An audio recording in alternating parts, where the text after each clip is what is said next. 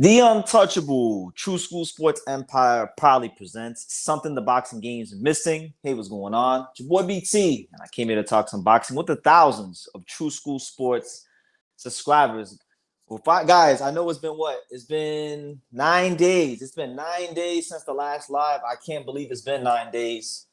You know, as you guys know, if you watch this channel, if you're really tapped in with your boy BT, you guys know I've been in the Bay Area. I've been in San Francisco, or yeah, Bay Area, San Francisco area, for like a month now. Damn, yeah, a month, exactly a month now. And I've been in training camp, assisting my main man Yugo Osaki.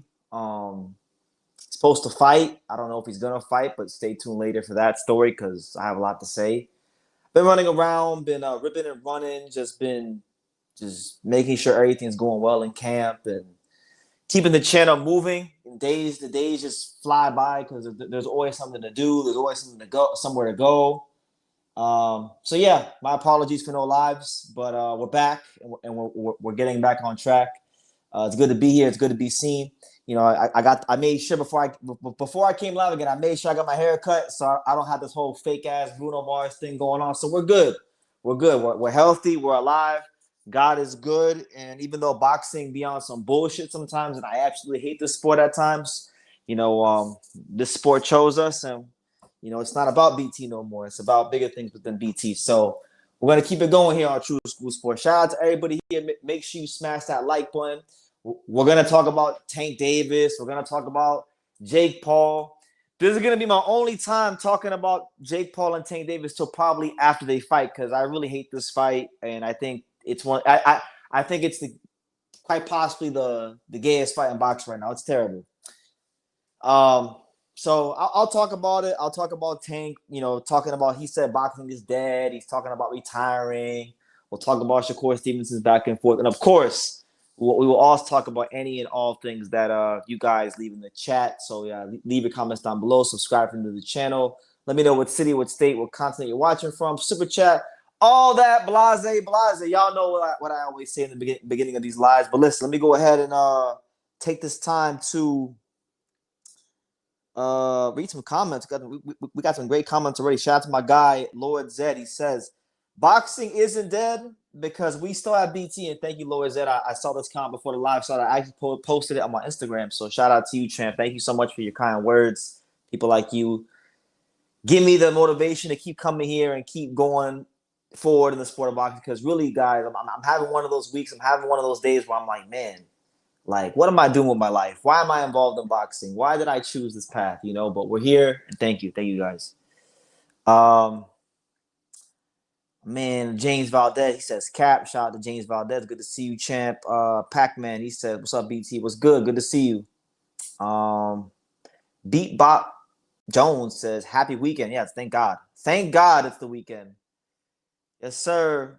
What up, BT? Did you catch that Pro Box card? Yes, I did. I watched the co-main, the main, and then I watched Juanita Lopez's fight.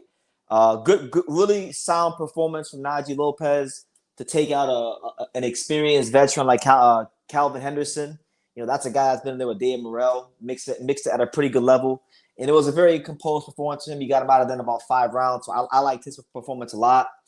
Emiliano Moreno got his O snatched. You know, shout out to Pro Box. They match these guys tough. He got his O snatched by that guy. I think his name was Ruiz. That was a good fight. And then Juanita Lopez needs a lot of work. I mean, the guy he fought today was really awkward and just had a really tricky style. But that kid, Peter Khan, like, I know Peter Khan just made Xander Zayas a world champion. Listen, Xander Zayas, Juanita Lopez is not Xander Zayas. You know, he needs to be careful with this guy, because even half a step too far, and this kid will get beat. You know. Peace, bro. I'm gonna catch this playback. You scheduled for 11, my guy. Yeah, man. You know, it is. I'm on the West Coast, and you know, with camp, it's hard. It's really, really hard. Anthony Joaquin Arietta says, bro, have you talked to Yugo Osaki's team in the past few days? Yes. Yeah. I'm with Yugo Osaki. We're in the same house. So, you know, I mean, I'm with him in the gym all the time. I've been with him for every moment of camp. And Yeah, there's a lot of stuff going on. I don't want to talk about it right now because nothing's definitive, but I'm gonna have some things to say here in the coming days. Oh my God. Let me see what else we got. Joaquin, good to see you. Okay, so we got people in here now. So look, let's not waste no time. We got some. I happened to chat with someone from Sweden, and I was talking about you. He knew your channel. He said DT is mixed with Puerto Rican and Japanese. LOL. That was hilarious. Uh, Shout out to Sweden, man. I want to go to Sweden one day. I don't know who that guy is, but shout out to him. A lot of people think I'm Japanese because I'm always around like a lot of Japanese people, and I go to Japan a lot, and I love Japanese boxing. But no, BT is not Japanese. But I do love the culture, and I do love the country, and But no, I'm not Japanese. But yeah, it's fun. Good to hear. Good to hear. Um, do you have WhatsApp? Can we talk in private? I have Instagram. I don't know who you are, what you want to talk about, but you go ahead and you message, and if I'm not allowed to talk about it with you, I'm not going to talk about it with you. But anyway, let me get to all the talking points because I want to get to this Tank Davis stuff because people are going to ask me about it regardless. So I want to make this live, guys. This is the designated live for all things Gervonta Davis. I'm not going to make a singular video about Tank. I don't really give a damn about what's going on with Tank and Jake Paul. But boxing is so slow, and I can't think of a slower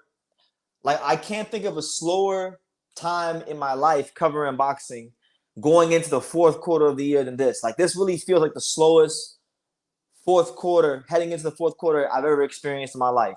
I know we had the big Carver Canelo fight, and that was cool, but overall, boxing's been slow, guys, and I think a lot of that is due in part to just what's happening with our sport with Turki Al-Sheikh and TKO boxing kind of starting to corner the market. So it's a product of what the sport is going through right now. But listen, let's get into it, man. Shout out to everybody here. Make sure y'all run it up. True School Sports, True School After Dark, everybody's favorite boxing program live late at night. Gervonta Davis. So he's been a popular subject of conversation as he normally is. He's a very polarizing figure in boxing.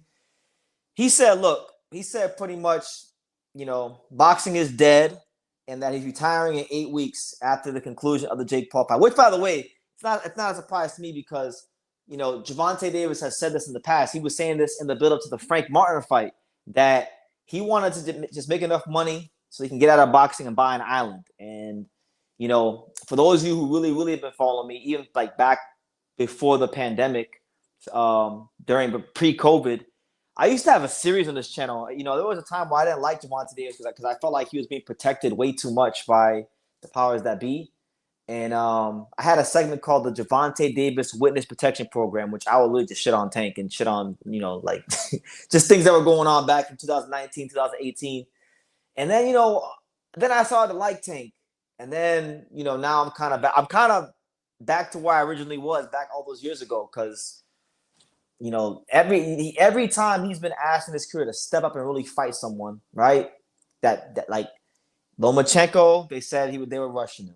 Jose Pedraza, they say he was forced into the fight. And it's like, bro, nobody's switching up on you. Nobody's against you. Nobody hates you. In fact, let me be the bearer of truth for the 27 of you guys watch. Let me be the bearer of truth because this is reality, not just for Tank, but damn near every fighter in boxing, and it applies to people in life as well.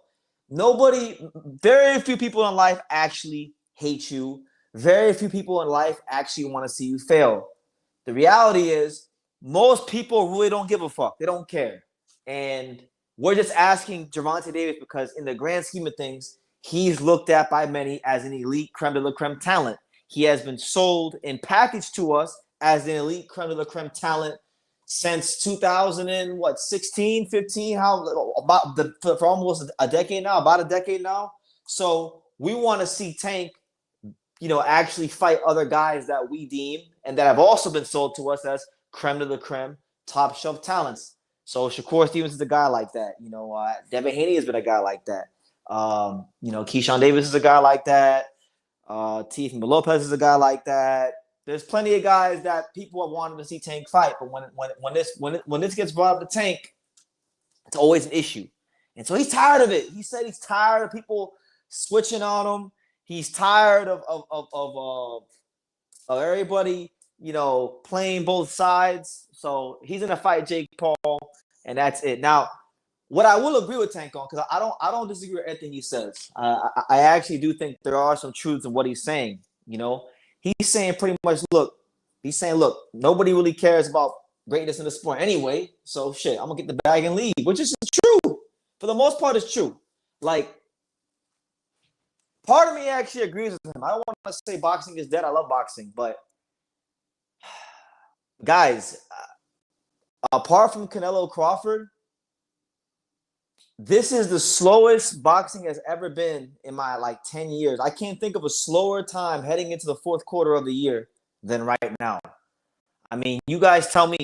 I'm sure some good fights are gonna get made. I know they're gonna announce Tank versus Roach. I know we got Norman Haney, but I can't think of a slower time going into the fourth quarter. So part of me actually is like, yo, it's not dead, but fuck, it's on a respirator. And with this TKO boxing about to take over the sport, I don't think it's heading in a good direction. So do I agree? Do I 100% disagree with them? No. But look, if Tank were to retire right now, let's say let's hold him to his word. Let's say he does retire. Let's say he goes ahead and hangs up the gloves. What are we really missing? I like Tank. I think his fights are fun to cover. They're fun to attend. They're great events. But what from a boxing fan standpoint, what are we gonna be missing? He's not fighting nobody that people want to see him fight. He gets mad and gets all pissy about people asking him to step up to the plate and fight someone. And yeah, so will I miss Gervonta Davis while he hangs up the gloves? To be honest with you, no, because I like Tank, but my dream for his career, and as a boxing fan, is to see Gervonta Davis while he's in his somewhat prime fight someone else who's in their prime, so that we can see how great he is. So he can, and it's not even just for me as a boxing fan. It's not even. It's for himself. It's for himself. Right now, he's doing what he feels is best for him. That's his prerogative. But it's also people's prerogative to not give him his just due, to not give him his credit, to demean him, because they're tired of this shit. We've been getting sold that Tank Davis was the next guy in boxing since what 20? Yeah, when Floyd was on the way out. When Floyd was on the way out, he passed the baton to Tank. And has Tank sold some tickets? Yes. Has he been a guy that's moved the needle for boxing? Sure.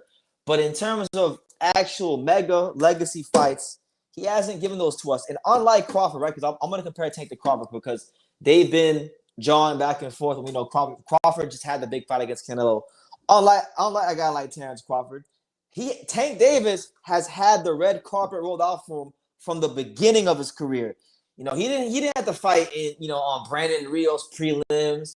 He didn't have to fight for nickels on the dollar to get his career going. He didn't have to buy himself out of certain old contracts with defunct promoters. He didn't have his promoter saying that he lost all this money on him and he could build a mansion in Beverly Hills with the money he lost on him.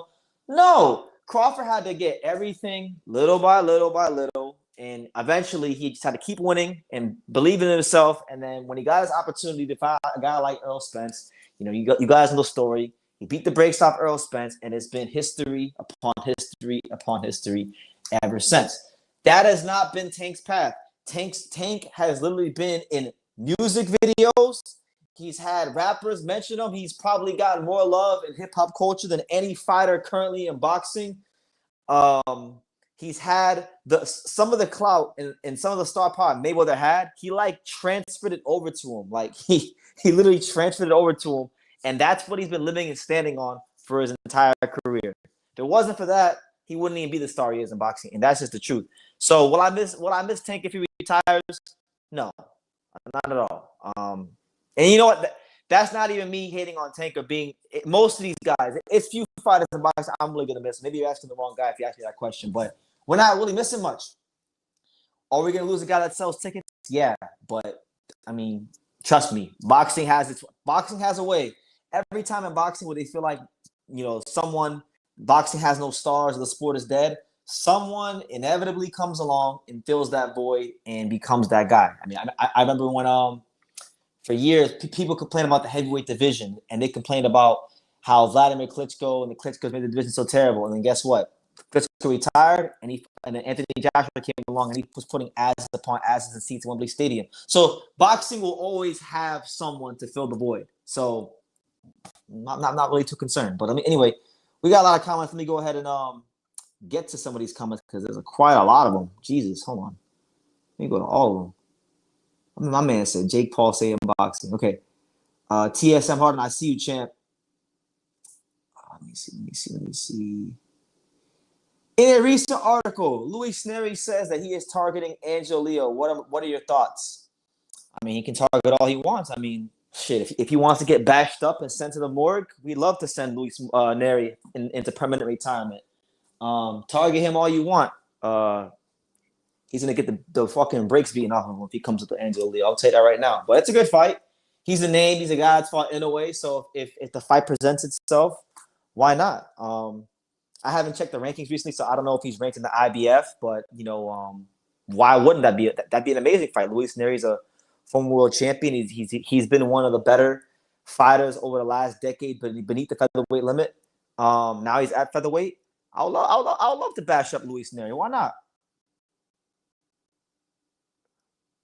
He said gets a draw one time, and then he says boxing is dead. Yeah, man. That's how it goes.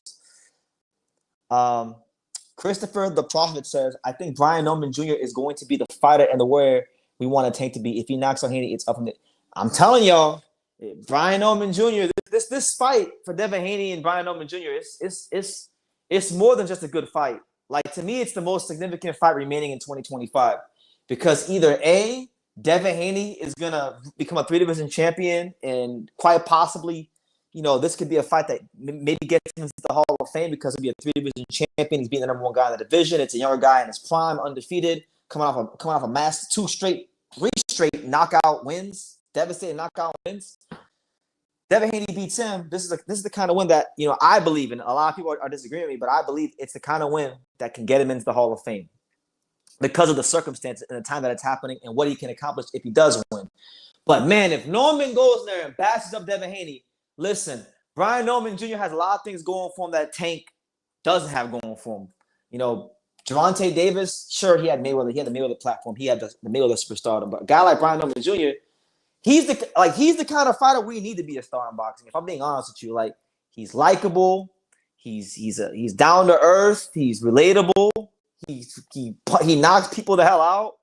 He's been a breath of fresh air to boxing in America, and I would like him to continue winning as much as possible because I'm gonna tell you guys, I'm gonna be honest with you. A lot of people will get on here and they'll say when I start talking bad about their favorite fighter, they'll say, oh well, BT, you don't like this fighter because they didn't give you an interview or something like that. And I gotta be honest with you guys. I've been covering boxing for 10 years. I've done countless interviews. I traveled around the world to cover boxing. I am so over interviewing and chasing these fighters that I don't really give a damn. But when I was in Japan and I interviewed Brian Norman Jr. and just being around him a couple times I've been around him, it was like a breath of fresh air. He was one of those guys that really took me back to why I started covering boxing and why I love this shit in the first place. So I would like him to do as well as he can for as long as he can because I think he's been a breath of fresh air for the sport in this country. Is there any truth to the Leo versus Ball rumors? No, there is not. No, there is not. Listen, guys, people come to me every week and they say, BT, I had someone message me the other day on Instagram and said, BT, that Angelo Leo got an offer to fight Nikita Nakano on the Tenshin Takuma undercard, which, I'm not sure if it's true or not, but, I know enough to know that his next fight's not in Japan. That much I do know. So it's just funny, all these rumors I hear and people come up to me and it's nah, man. Which fans are going to keep boxing alive? Which fans are going to keep boxing alive? And I think I got Mexican boxing gloves. Which fans? Boxing fans. I'm not gonna say Mexican fans. I'm not gonna say black fans. I'm not gonna say Japanese fans. I'm gonna say boxing fans are gonna keep boxing alive. I watched your video about Takuma and Tenchi earlier. I don't really like either of them, but this time I'm waiting for Takuma. Last time he lost against Asumi, Takuma is gonna whoop Tenchi. No.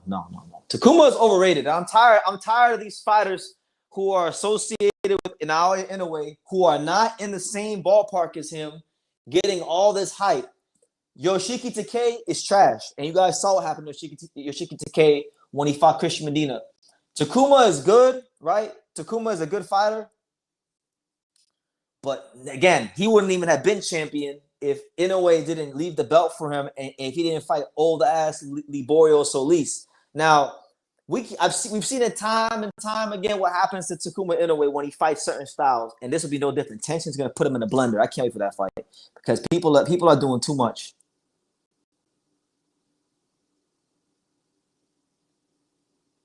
Shout out to my guy Hollow Ninja with the super chat. He said, boxing is peak right now. That's why Tank is leaving no more cherries.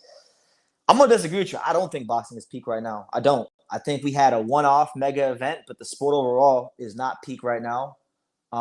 This is one of the slowest because we're heading into the fourth quarter. And generally speaking, boxing is always at its best in the fourth quarter of the year. The best fights get made normally in the fourth quarter of the year. And there's not really much of a schedule for the fourth quarter of the year. The best fight remaining in 2025 is Nolan versus Haney. I don't think boxing is peak right now. And Tank is leaving because Tank is being asked to actually step to the plate. And he don't want to do that because he's been entitled his whole career. And I like him. Like, I was a guy who had high hopes for him. You know, I'm a fan, but, you know, just calling a spade a spade. But thank you for the super chat. Let me see. I got a lot of comments. I'm going to skip over some comments, guys, so don't get offended. If you guys don't get your comment read, just send it again. Skipping over some comments. Tank has not taken a difficult fight in his entire career. Not one unification, just a bunch of regular belts. Well, that's not true either. I don't want to completely shit on Tank because that's not true.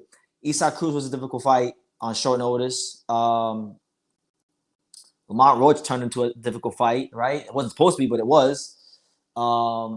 Pedraza, at the time he fought him, I thought was a difficult fight. So he's taking difficult fights, but yeah, for the most part, it's been very selective matchmaking and those kind of things. Shout out to my boy C. Miller. He says, I'm having a low night tonight. Burnt a lot of betting money. Sorry to hear that, champ, but thank you for your contribution, and I hope this live makes your losses feel better. You know. Major Key in the building. What's good? My main man, Glenn Avery. Good to see you, champ. Salute to you and Pops. Good to see you. Good to see you. That's right. Dania Beach, stand up. Shout out to the Dania Beach. I miss Dania Beach. I haven't been to Dania Beach. When was the last time I really spent some time in Dania Beach? I was in Dania Beach like a couple months ago, but I've had a chance to really, really enjoy Dania Beach in well over a year. So I miss Dania Beach. That's what I'm saying. Like, new stars emerge every year in boxing. So if Tank retires, that's what I'm saying. Like, all these fighters that you guys put on this pedestal, your Canelos, your Tanks, even your Crawfords, you know, all these guys, they're not irreplaceable. Boxing can always produce a new star, and it always does. Well, even when it feels like we're not going to, even in this bleak period where it feels like boxing is going to struggle to find a new star. Trust me, boxing will dictate who becomes the next star, and a star will emerge. You should probably switch over to cover UFC, BT. I hate UFC. I can't stand UFC. UFC's terrible. I don't like MMA. I really, really don't like MMA. Like, respect to the athletes. You know, they get in there, they fight. I can't hate on them for doing that. I'm not a fan of the sport. I'm just being all the way blunt with you and being honest. Maybe I'll start covering hockey. Maybe I'll start covering baseball or something. I don't know.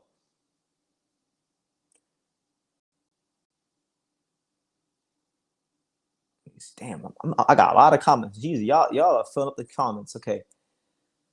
Let me see.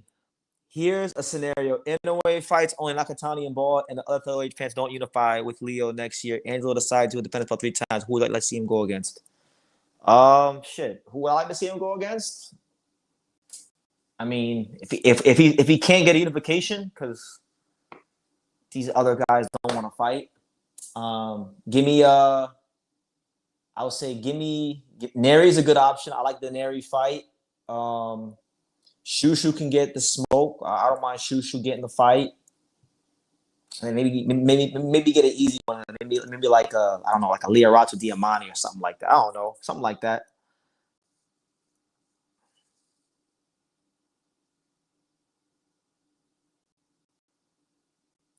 Someone asked me how's Pops doing. He's doing good. I haven't talked to him today. You know, I'm not with him right now. I'm not even in the same time zone as him right now. But as of 2 days ago, he was doing pretty good.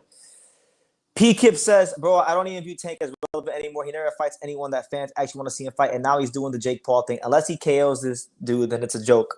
Yeah, honestly, Tank has to KO Jake Paul. He don't knock out Jake Paul. Oh my lord, expose. I don't think like honestly, like one thing I learned about boxing all these years, spending time with fighters, having friends that are fighters, being in these camps. One thing that no one on earth can tell me is that these fighters are moody. Fighters are insanely moody.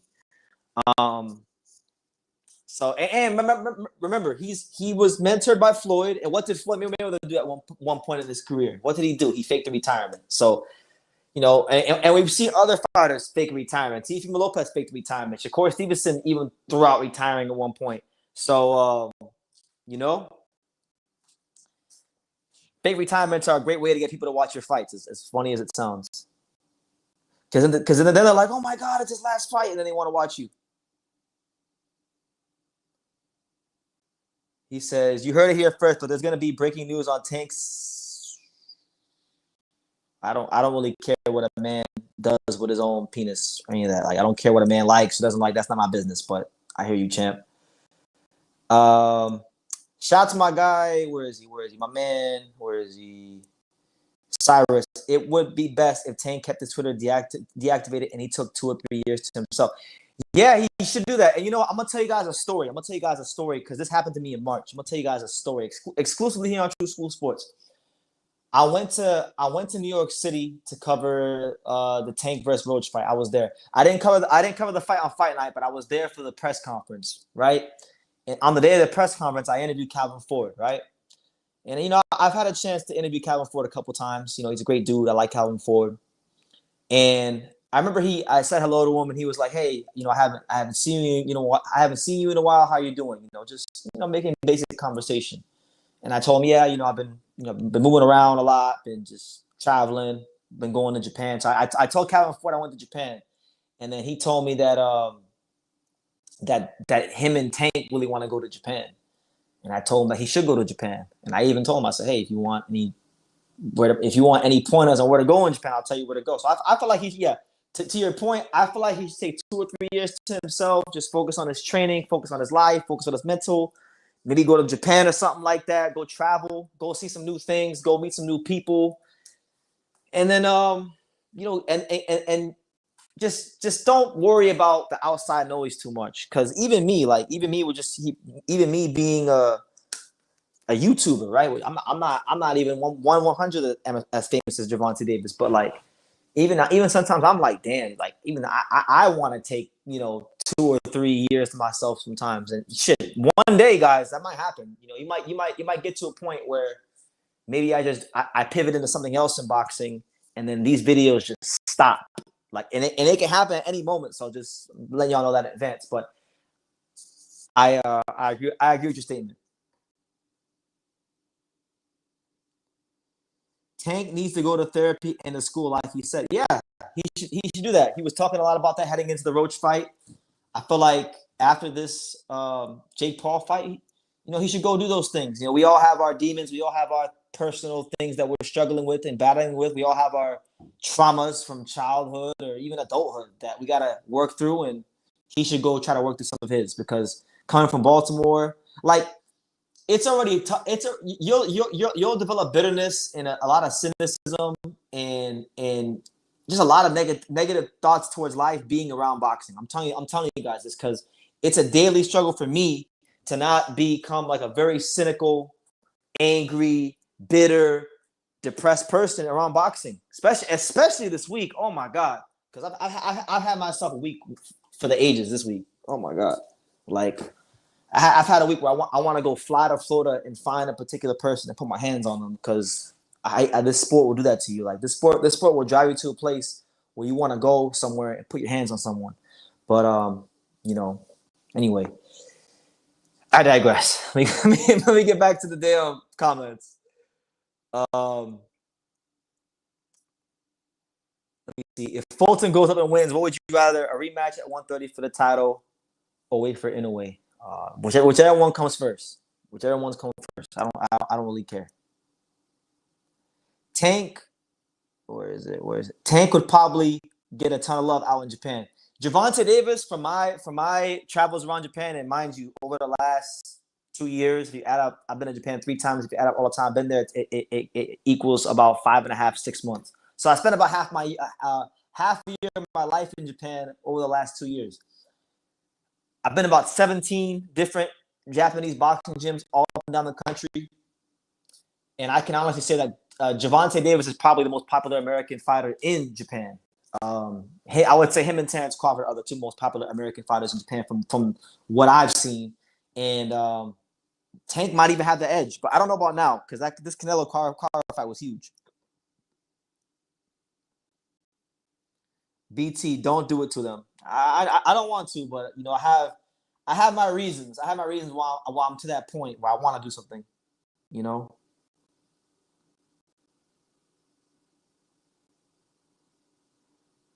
Yes, very true. It's very true and that's a problem a lot of fighters have. A lot of fighters, because it takes a lot to get into the ring and fight, and you gotta psych yourself up to to fight.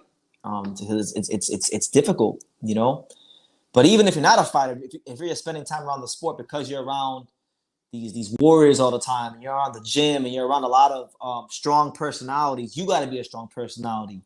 And it's like you can become a very combative person, and it can leak into other areas of your life. And that's why I feel like certain areas of my life aren't where they should be, because boxing in many ways has made me a combative person when I'm not supposed to be a combative person. So I'm working through things like Tank's working through things, and I'm sure you guys are all working through things.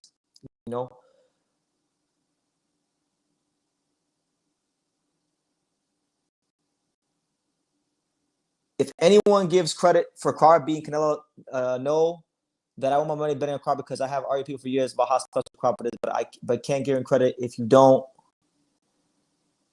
give Canelo credit. Well, shout out to you, man. Shout out to you for winning your money. I gave him his credit. I had no problem giving him his credit. I picked the fight wrong, and I was happy to be wrong. Thank God, because it would have been really disgusting to have to come on here and listen to people tell me that Canelo Alvarez is better than Salvador Sanchez because he beat the welterweight. Like, I would have got pissed off. So thank God we don't have to.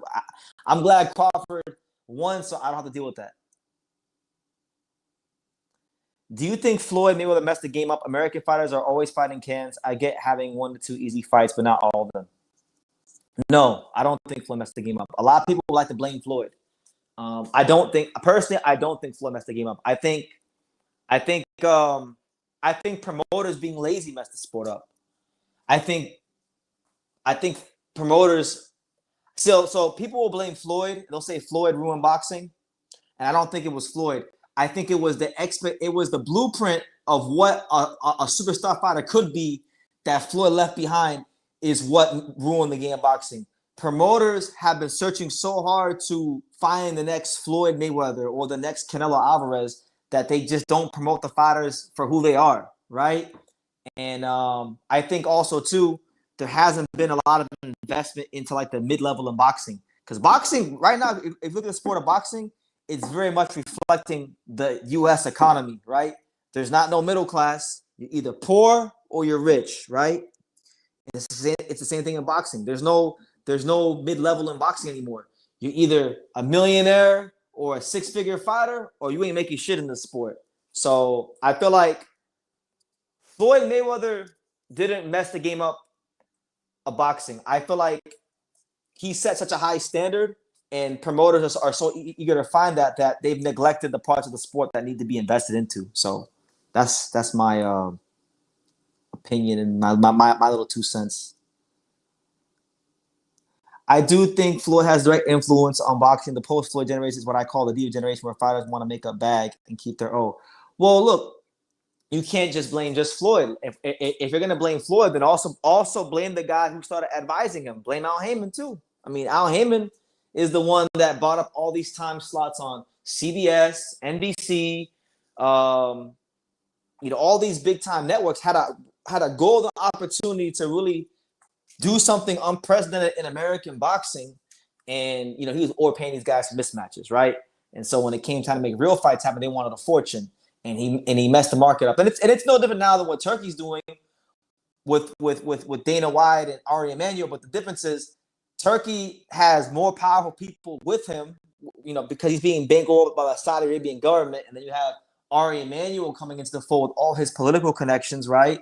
So now, they have more in place to do a monopoly on the sport than, let's say, like an Al Heyman. But that was my little 2 cents.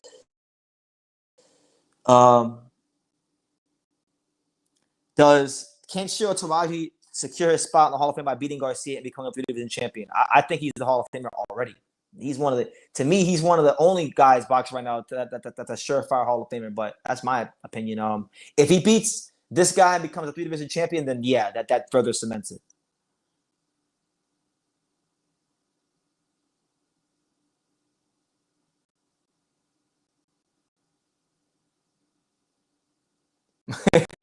I think it's funny how people talk about PBC going out of business for years, and now Top Rank is on life support. It's bad. You're not wrong. Top Rank is such a bad position. I was just watching the Pro Box card tonight. I don't know if any of you guys out there watched the Pro Box card tonight, but Top Rank is outsourcing prospects to go fight guys as the B side on Pro Box. Like, for example, Delonte Tiger Johnson, he's fighting Nicholas Flaus. Nicholas Flaus is a Pro Box fighter. He's the A side in that fight. I know, like, the Pro Box mantra is, good fighters and great fights. We don't promote boxers. We promote boxing. But that's old Pro Box. Pro Box is in a new era now. They're trying to be a competitor in the market now. And they got A sides now. And Nicholas Flaus is the A side of the fight. So they got Olympians. They got guys that they signed out of the amateurs, Olympians, now being the B side to Pro Box fighters. That's PBC. Juanita Lopez, another good young prospect, the son of Wama Lopez. He just fought tonight on Pro Box. So Top Rank got to get their shit together. They got to get their affairs in order.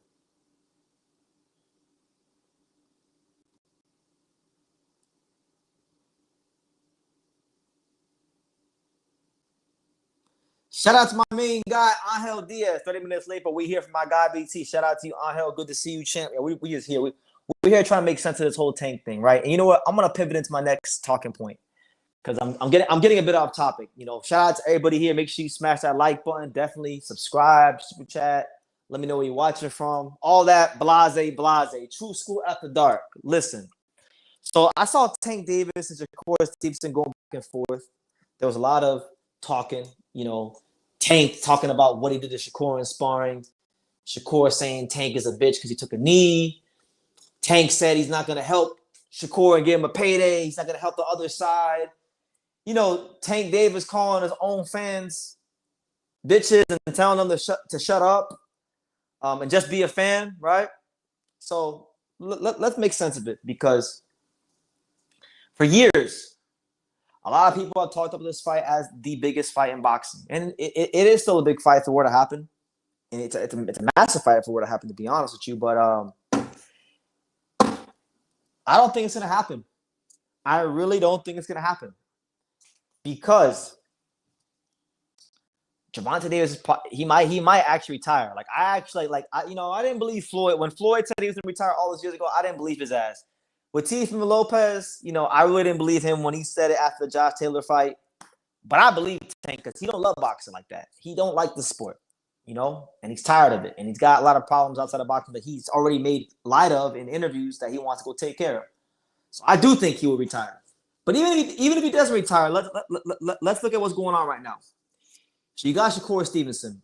Shakur Stevenson is the Turkey Al Sheikh in Riyadh season is angling Shakur Stevenson to fight at 140 against Teofimo Lopez, right? Now Teofimo is again 140 pounder. Shakur Stevenson is not a big guy. He's not a massive 140 pounder. I'm not even really sure fighting at 140 was ever something he really wanted to do. I think Shakur Stevenson has wanted to stay a lightweight for as long as possible, make the big fights a lightweight. But again, the big fight at lightweight isn't there for him. And the next biggest thing for him is to fight, Tio. If you look at all the big fights of Shakur Stevenson that could have happened, that have happened already, right? Lomachenko didn't happen because Top Rank, they didn't match him with him. Egis Klimas probably didn't want to make the fight either because, it wasn't viewed as winnable of a fight for Lomachenko as the Devin Haney fight. And Egis Klimas' assumption was right because a lot of people thought Lomachenko beat Devin Haney. Devin Haney and Shakur have both been on Top Rank, but again, they didn't fight. Devin eventually outgrew the weight. Some offers were turned down. Devin offered him 25% or whatever. There was offers made. Things were turned down. They never were able to meet in the middle for a fight. Eventually, Devin Haney, outgrew the weight. He's now welterweight. They're never gonna fight. So and then Keyshawn Davis would be another big fight, but Keyshawn Davis, they're brothers, right? So they're not gonna fight. They're the dynamic duo.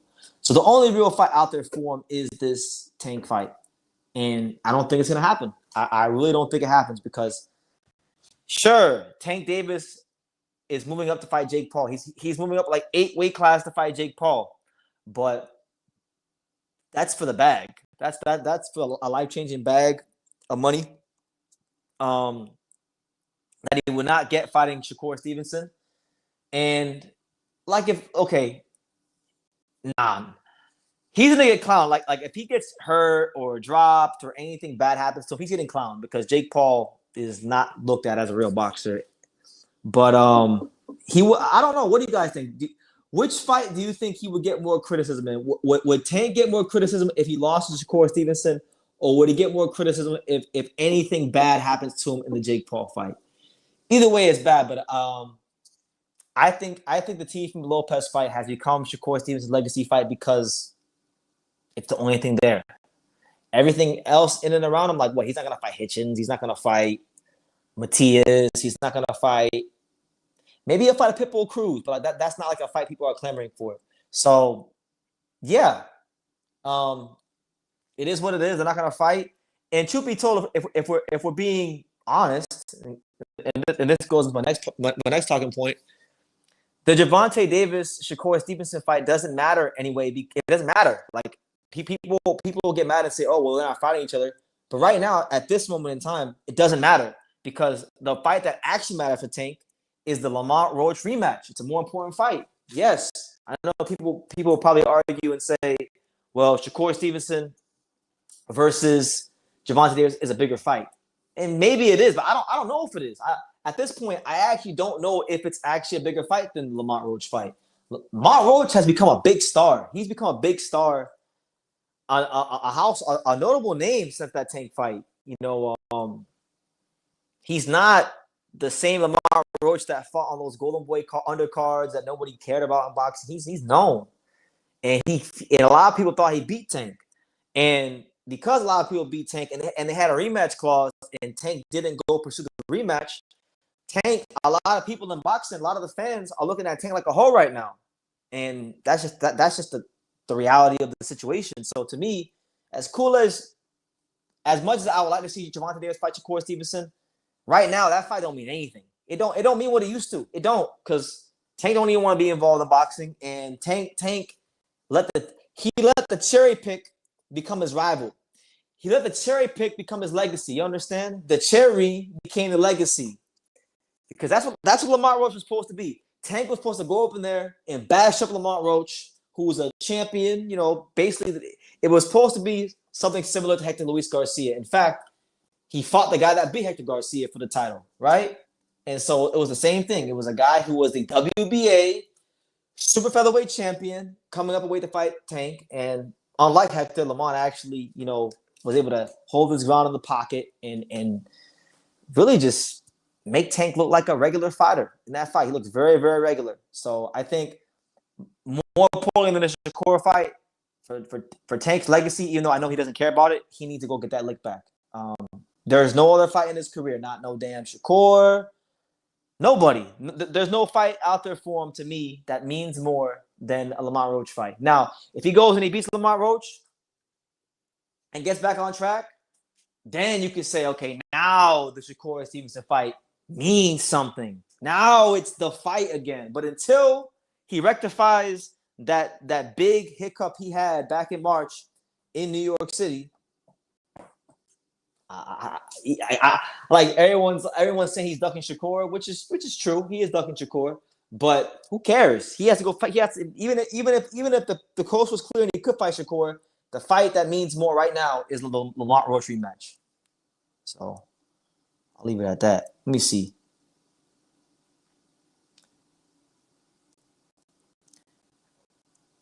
Cherry picking and ducking in order to secure a safe, consistent bag is called tanking now.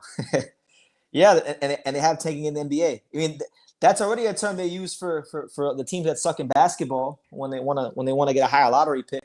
I would know. I'm a Charlotte Hornets fan, so I know all about tanking in basketball. But this is tanking in boxing. That's right, BT. Tank stands out a lot more to gain from beating Roach because most fans view the draw as a Roach win. They do. And look, Lamar Roach, I got to give him some credit because Lamar Roach isn't sitting on his hands. He's not twiddling his thumbs. Yo, Lamar Roach has made the most of that night in March. And supposedly he's going to fight Isaac Pitbull Cruz. Yo, don't let Lamar Roach beat Pitbull Cruz in a clear fashion because then that's going to make Tank look even worse.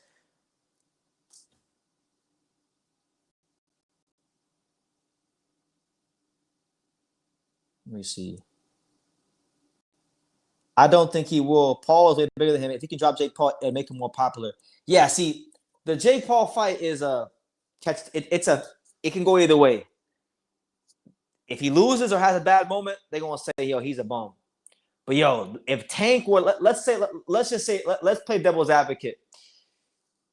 If Tank goes in there and he knocks out Jake Paul, like let's say it's like a Leo Santa Cruz or Frank Martin type of knockout, something in that caliber. Oh my God!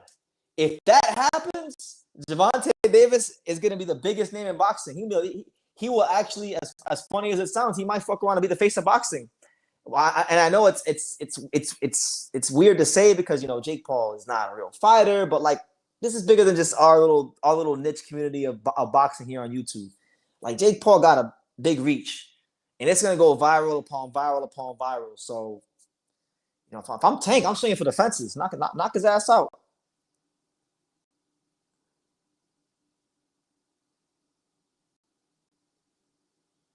Let me see. Angel says Gervonta could leave. I'm not gonna miss him. He never fought nobody. There's a lot of great elite fighters that keep this shit popping. Without him, really, only groupies would miss Tank. Yeah, I mean, I'm not gonna say he didn't fight nobody. He fought some good fighters here and there, but not the fights that people wanted him to see. What's the biggest fight in boxing now that Shakur versus Tank won't happen? The biggest fight in boxing? It's a great question. The biggest fight in boxing. Let me see. Well, we know the biggest fight in boxing isn't at heavyweight. It's not at cruiserweight. It's not light heavy. Maybe.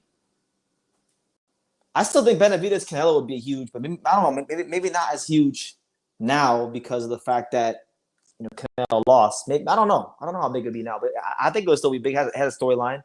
I'll put that one in the mix. What do you think? Now, Inoue Juice Nakatani is a big fight, but that's more for like the Japanese and the hardcores.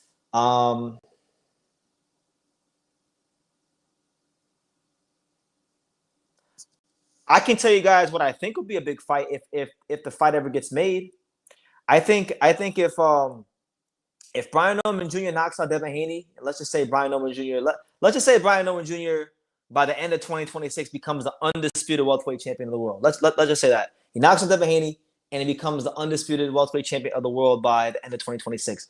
I think by 2027, that Brian Norman Jr. versus Jerron Ennis at 154 could actually be one of the biggest fights, if not the biggest fight in boxing, because they're both of them are becoming a lot more known very quickly.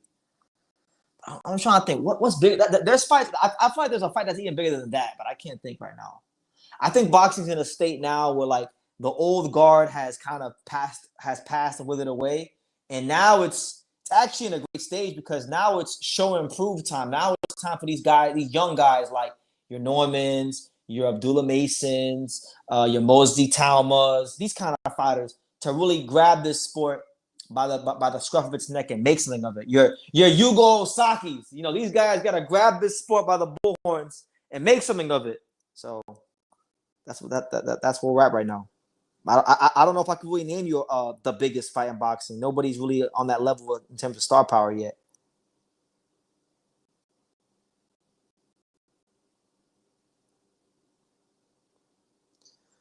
Shout out to everybody here. Let me see who else we got. Where does Rolly fit in the landscape of boxing off of his great win in New York City? Where does he fit? I rate Rolly higher than most people. A lot of people say Rolly sucks, but I think Rolly's probably one of the most talented fighters in boxing when you really think about it. I mean, I know Sean Tatel said this, and I've discussed it with him many times, and I agree with him. Like, the kid started boxing when he was in high school.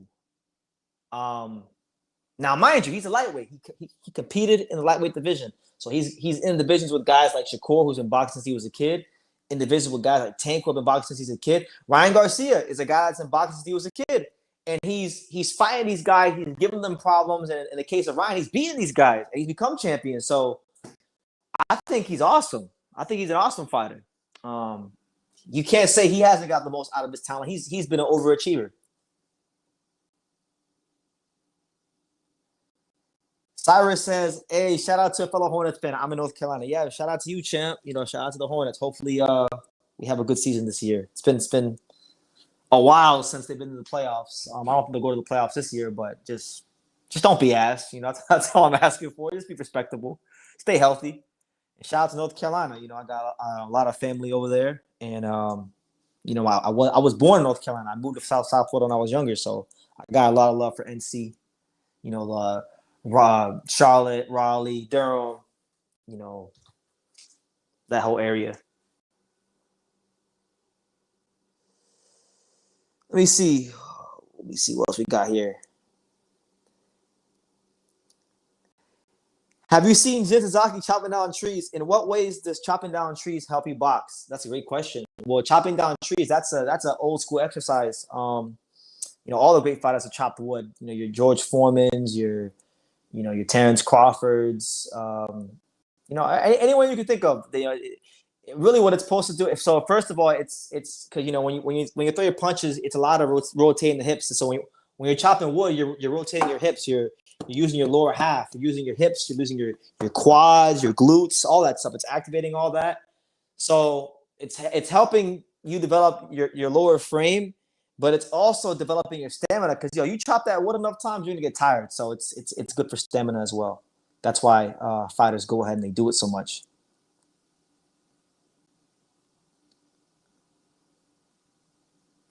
Sam Noakes is a pretty big puncher, but he's reckless. You guys want to talk about that Abdullah Mason?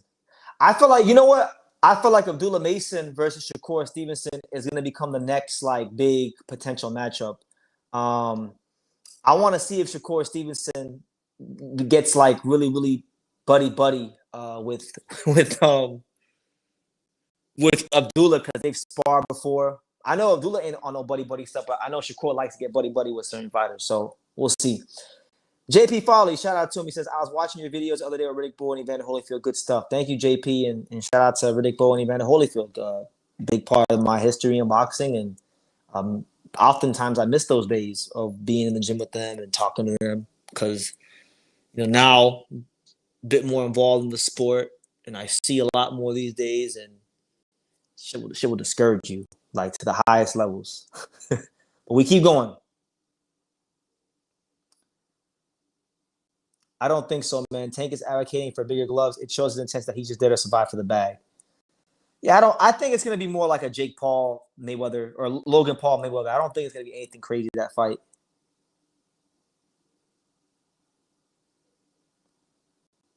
Yeah, Jake Paul's legendary promoter.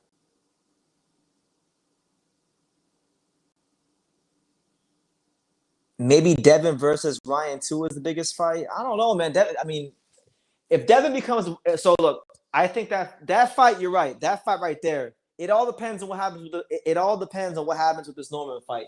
If Devin Haney does what half the boxing community seems to think he's going to do, which is outbox and outclass Brian Norman Jr. and become the WBO welterweight champion, then I think that puts Devin Haney on another level.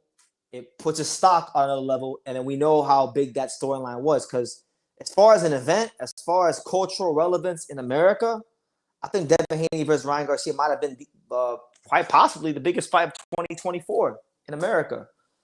Yeah, it might have been. Damn, it was bigger. It was bigger than any Crawford fight last year. It was bigger than any Canelo fight last year. So yeah, I would say it was bigger than any Tank fight last year. So yeah, if Devin beats Norman to become champion, that becomes the biggest fight in boxing. Right now, no.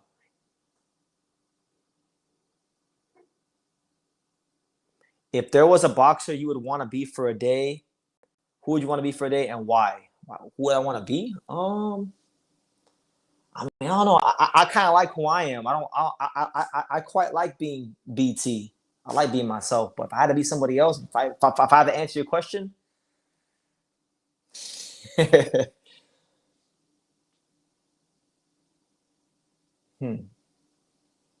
maybe Ryan Garcia. Why not? Be Ryan Garcia. See what it's like to see what it's like to be in his shoes for a day. See all the struggles he has to go through. Why not? I don't want to be a Canelo for a day and transfer his money to my bank account. Yeah, why not him? Hey, what are your thoughts on Rashidi Ellis? I scrolled on some past videos where it was discussed that he would fight Boots. I like Rashidi. Good guy. I've interviewed him before.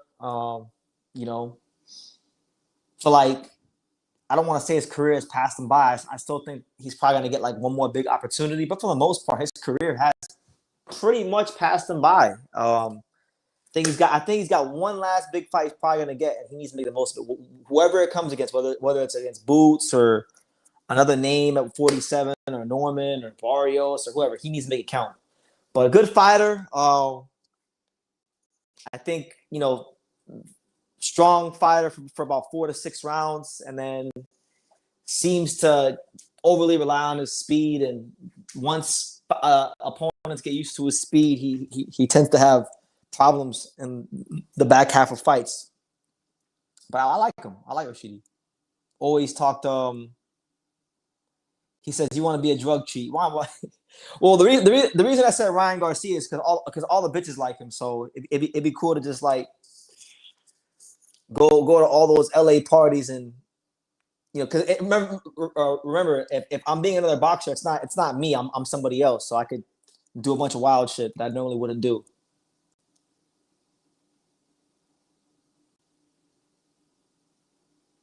Let me see. Did I get through my talking points? I think I pretty much ran through all my talking points. I mean, I was gonna talk about Tank versus Jake Paul, but I mean, I don't really want to talk about Tank versus Jake Paul. Like it's pretty straightforward. Like pretty much, Jake Paul's big as shit, right? They're fighting in an exhibition. It's for the bag. Blah blah blah blah blah. Who gives a damn? So what we're gonna do now, because we're about an hour in, and I ain't been live for like almost 10 days, which is crazy because it doesn't feel like it's been 10 days. It feels like it's been like a couple days, but being here in the Bay Area and training camp has just every day it goes by so fast. And there's so much to do. So I'll be here for like an hour. That's what I'm saying. Like next year, I'll pick Ryan Garcia because it's unlimited hoes. That's the only reason I even said Ryan Garcia. I don't really give a damn about him. Like he's a good fighter. I think he's a very talented fighter, and I think he squandered away his talent and pissed away his talent. But I was just answering the question. I really don't want to be nobody else. I like being myself. I like being Brendan Taylor.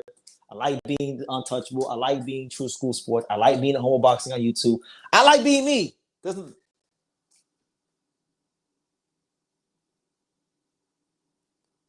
You comparing Bub versus Canelo to Jake versus Tank is boxing blasphemy. I mean, shit. Bud versus Canelo, like it was a good performance. It was a very good performance for Bud because of the circumstances. But I'm not watching that shit again. That's gonna be a one and done fight for me. I'm not gonna ever go back and watch that fight because it wasn't an exciting fight. It was exciting to watch live because of the history, but it's not a fight you go back and watch. Jake Paul versus Tank might actually be more.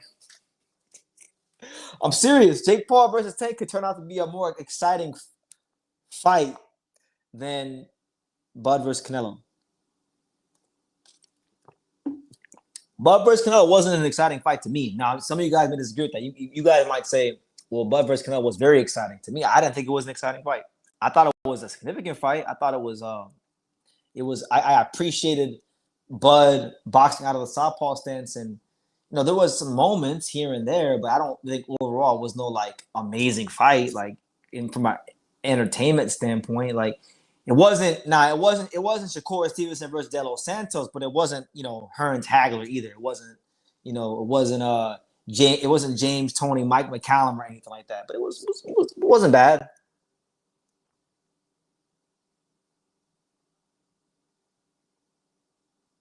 He said you need to stop. I mean, you brought it up. You brought up Canelo. I don't listen. Canelo Crawford is done. I already did my aftermath for Canelo Crawford. I don't really want to talk about Canelo Crawford. You brought up Canelo Crawford. I don't even want to talk about Jake Paul versus Tank. I'm only talking about it because I know I'm gonna get asked about it. So I'm gonna get asked about it. So this is my one-off live. This is my one-off live until probably after the fight of Canelo or Tank versus Jake Paul. But you brought up Canelo Crawford. But also Ryan could get exposed at his natural weight because he's always been a weight bully. Very true. Listen, Ryan's got a lot of things distracting him outside the ring. Like the other day, one of my friends was showing me this live because I don't watch these streamers. I don't watch Neon. I don't watch these like Oblivion and all these guys on Kick, but I hear about them because I know a lot of them. They cross over and they go to boxing and they do interviews with these fighters. So I'm gonna say it was like maybe a month ago. I was talking to one of my friends and we were FaceTiming. He was showing me this interview Ryan Garcia did with him and his girl. And he was talking about their whole relationship and getting back together. And it was like he has a lot of things he has outside of boxing that he needs to go take care of. Like he's got a lot of distractions. You were supposed to do a live about Carr versus Johnny Beck. I'm still gonna do a live about Carr versus Johnny Beck. In fact, I'm gonna do it tomorrow. I put it on private. I didn't do it that day because it's a training camp, and every time I would schedule it, something would come up, and I had to keep pushing it back. But I still have the live saved in my StreamYard. I put it on private. It's gonna happen tomorrow. Actually, tomorrow I will talk about Crawford and Johnny Beck and Crawford's parade and Andy Hiroka and Gary and Torres. I'll talk about that. I'll talk about all that stuff. But for now, we just cooling.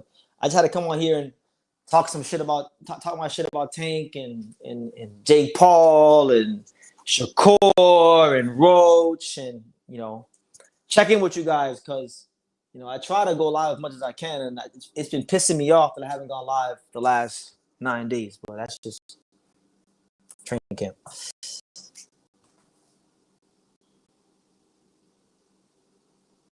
Am I still in camp? Yes, I am. Yes, I am. We're still in camp. Yuga is supposed to fight October 3rd, but there's some things going on that I'm not really happy about. That I'm not going to fully speak on right now because I don't even know what the outcome is going to be. But the fight is up in the air. The fight is very much up in the air.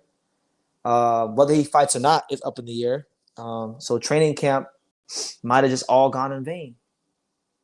Might get pushed back. So yeah, we'll see. We'll see how it goes. I'll have more on this later on next week when I know what the conclusion is. Ryan versus Jin Sasaki. Is that what you're saying? What are you asking me? Boots did an open workout at the same time as Bud's parade and ceremony. Yeah, they did it over there in South Philly. Because guys, you know what? I can't believe it. I can't believe it. I can't believe it, guys. I was over here saying that boxing is dead. I was saying that the fourth quarter boxing is slow. How foolish am I? Because I done forgot that, like in 2 weeks, guys, the biggest rivalry in boxing is upon us. Yes, the new rivalry in boxing. Angola versus Philly. Gervonta Ennis, Usima Lima. It's upon us, guys. So that'll be coming really, really soon. I can't wait. We'll see. We'll see how it goes. We'll see if Gervonta Ennis can stand up to the power of Usima Lima, because everybody says, why? Everyone says Usima Lima is a dangerous opponent. Eddie Hearn, all of Philadelphia. They say this is the guy. This is the guy. He's dangerous, BT. So we shall see.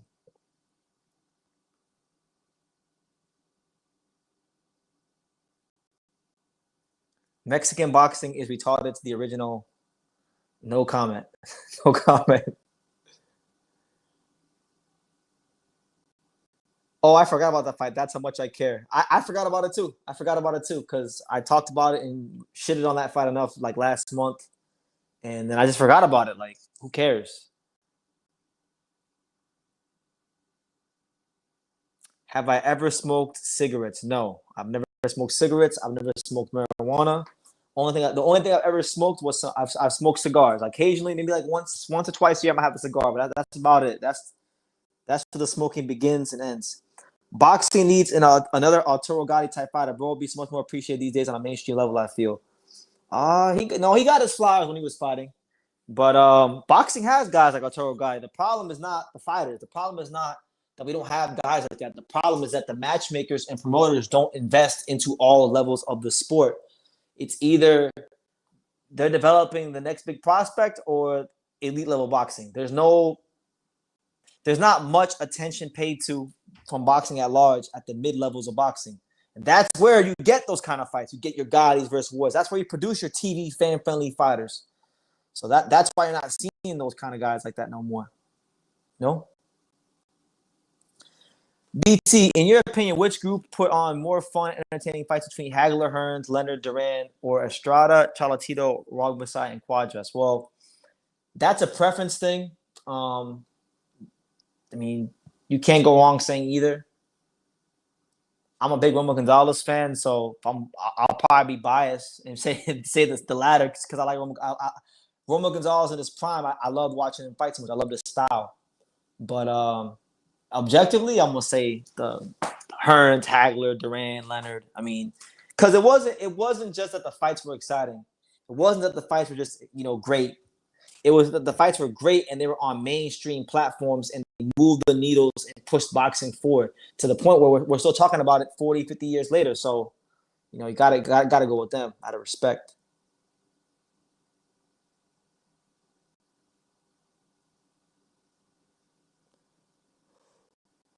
Who gets Abbas Bro next, Boots or Zayas? Zayas. I think Zayas is definitely getting Abbas Bro next because what is Xander Zayas? He is the world champion. He's WBO world champion. And we know that unifications trump mandatories. And we know that Xander Zayas has Peter Kahn behind him, one of the most influential managers in the game. And he's going to get it done. I think he's going to get it done. And Boots, and watch what's going to happen. Boots is going to fight Usima Lima. He's going to become the WBA mandatory. And he won't get a title shot because he doesn't have to get one right away. And maybe he does fight Virgil Ortiz after Lima. But it's also possible, I'm going to tell you guys this, it's also very possible that Gervonta Ennis could become the WBA mandatory and still not fight Virgil Ortiz because maybe Matchroom Boxing won't want to risk Gervonta Ennis losing his mandatory position. But I think Xander Zayas is getting that fight before Boots.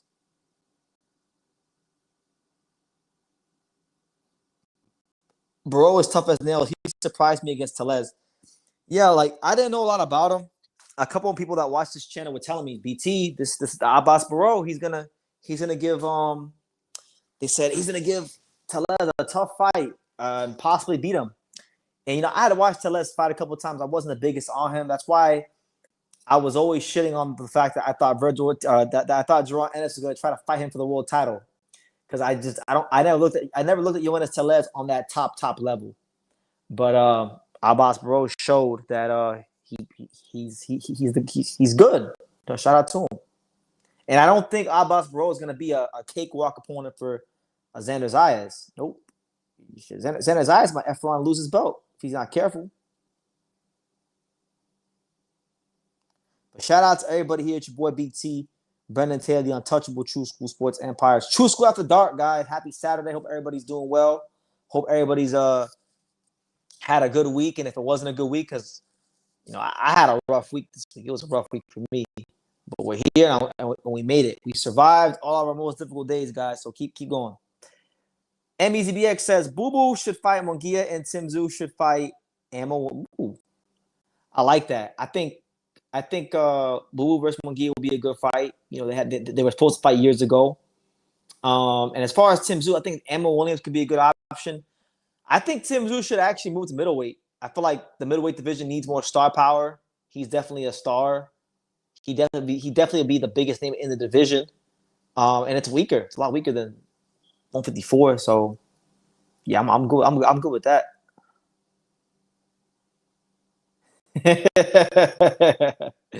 Where are you going to rank Tank Davis if he beats Jake Paul? He's giving up 6 weight classes there to be great.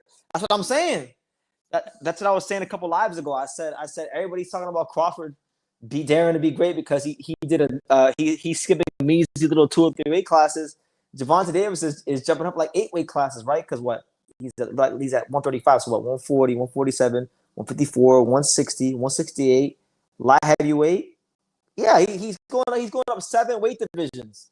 He's going up 7 weight divisions, guys. I don't want to hear about no Terrence Crawford. I don't know, man.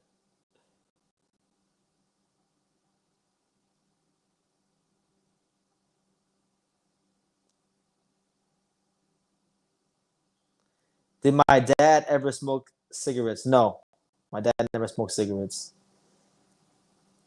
Zayas wants tough fights, though, so respect him. Yeah, listen, man, we from South Florida. I mean, I know he was born in Puerto Rico, but he grew up in South Florida, and he's a product of the South Florida boxing gym. So we're not soft in South Florida. We don't duck no smoke. Yes, sir. Salute BT. Drop me and let you know that you are appreciated. Thank you, JW. I appreciate you too, champ. And I hope you enjoyed the the Crawford Lima video. A lot of people were saying, was I serious about that video? I'm actually serious. I think you should fight Lima at the Memorial Stadium. BT, I kept telling you to make a video about, bro. I was the first one. You're who I'm referring to.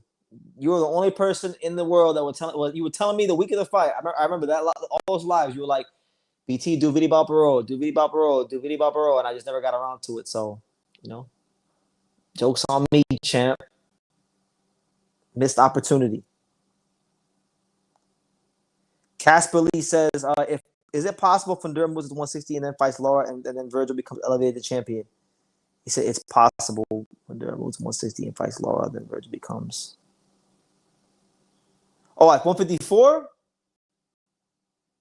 That's possible. Oh, it's possible. I can see that. Fundura is managed by Samson. Samson's a PBC. Laura PBC. I don't care who it is. Somebody needs to go beat Laura and get him up out of here. I'm tired of Laura. I've been tired of Laura.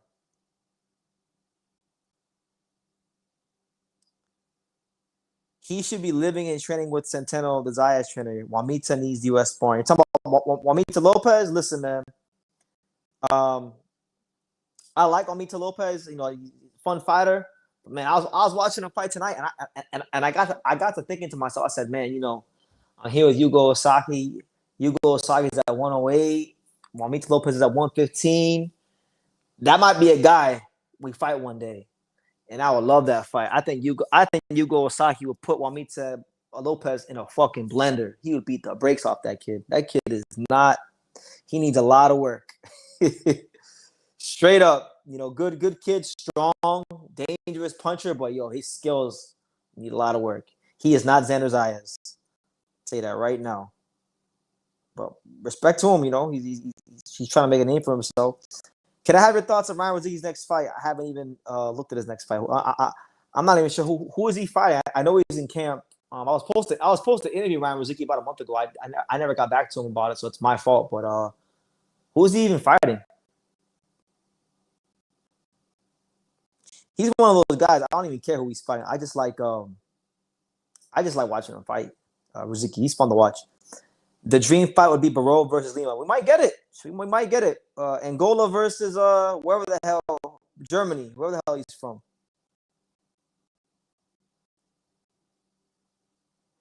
Do you think everybody will forgive Gervonta for everything if he knocks out Jake Paul? Yes. If Tank goes in there and he knocks out Jake Paul like in a Leo Santa Cruz or Frank Martin fashion, he will be looked at as a hero. Things will change quickly. Like Tank's been talking about how people switch up on him and it's bad. Well, guess what? People can also switch up on you in a good way, so it's not always bad, you know.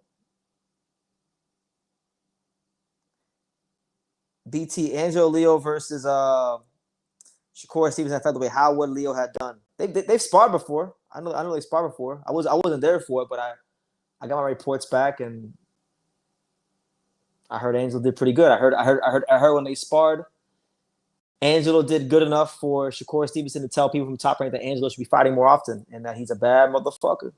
That's what I can tell you. But at featherweight, would have been a tough fight for Shakur.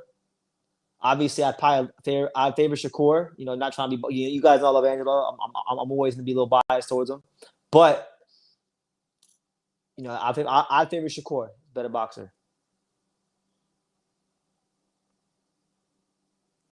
Hey BT, you upload a lot of Japanese boxers. Is that just for marketing or is it your passion? No, it's actually my passion. It's my passion. Japanese boxing and the work we do here covering Japanese boxing is one of the reasons why I'm still covering boxing. I'm so serious. Like, if it wasn't for the meaningful work that I'm doing covering Japanese boxing, then I might not be on YouTube anymore. I might have left this already because, there's enough people on YouTube talking about Shakur and Devin and these guys. I don't really feel like useful when I talk about those guys, but when I cover the Japanese fighters, it's like, well, first of all, there's a lot of Japanese people that like to know what Americans think about their fighters, right? So I'm serving a need there. And then on top of that, a lot of times the Japanese media doesn't even really cover certain Japanese fighters the way they need to, right? So a lot of Japanese viewers have told me, BT, I'm in Japan and I get my Japanese news from you. So I'm doing a service there for them. Then for the American fans, I'm exposing them to different fighters that they would have never heard of. So it's threefold. I'm helping the Japanese fans, I'm helping the American fans, and then I'm helping myself because I really do love Japanese boxing, and it's a great time making those videos. So it's not just for marketing. It's something I really enjoy doing. Otherwise, if it wasn't for that, I wouldn't be covering boxing anymore, if I'm being honest with you. What's my current height and weight? Tall enough for the beautiful women to love me. And heavy enough, too.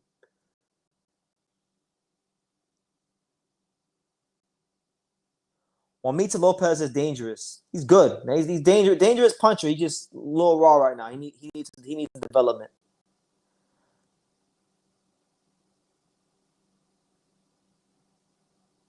126 will give Inoue his first L. I agree, and I can tell you exactly where it's coming from.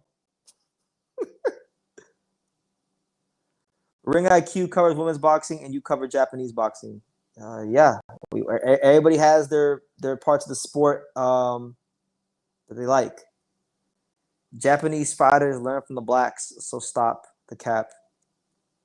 Most people in boxing have learned from the blacks. Black fighters are some of the greatest fighters in history. But why, Mr. 60? What are the Mr. Whatever your name is, this guy? I don't know why you've been getting real racial in the comments, champ.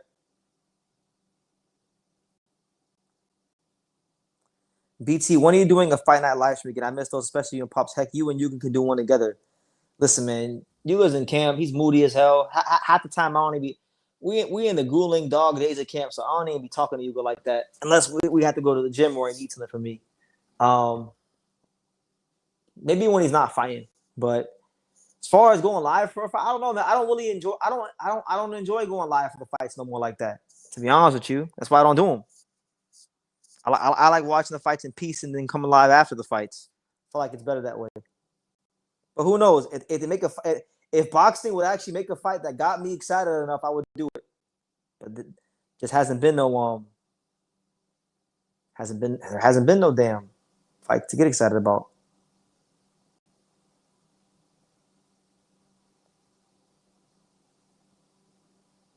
BT, what are signs to you of a bad boxing gym?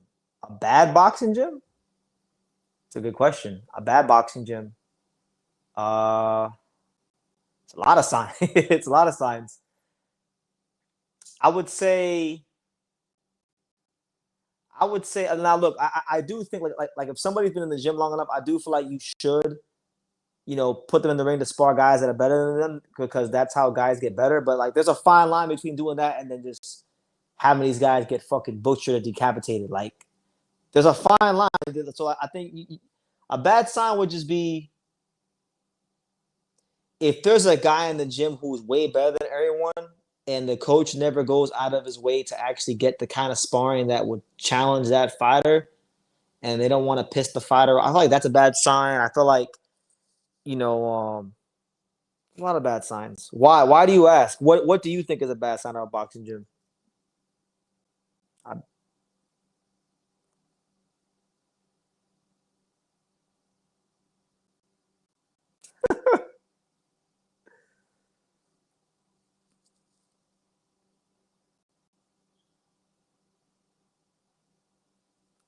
126 is going to be a bigger playground. Is just going to be a bigger playground for Inoue. No, it's not. 126 is where Inoue is going to get bashed up and sent to the fucking emergency room. I can't wait. That's what's going to happen to him, and I can't wait.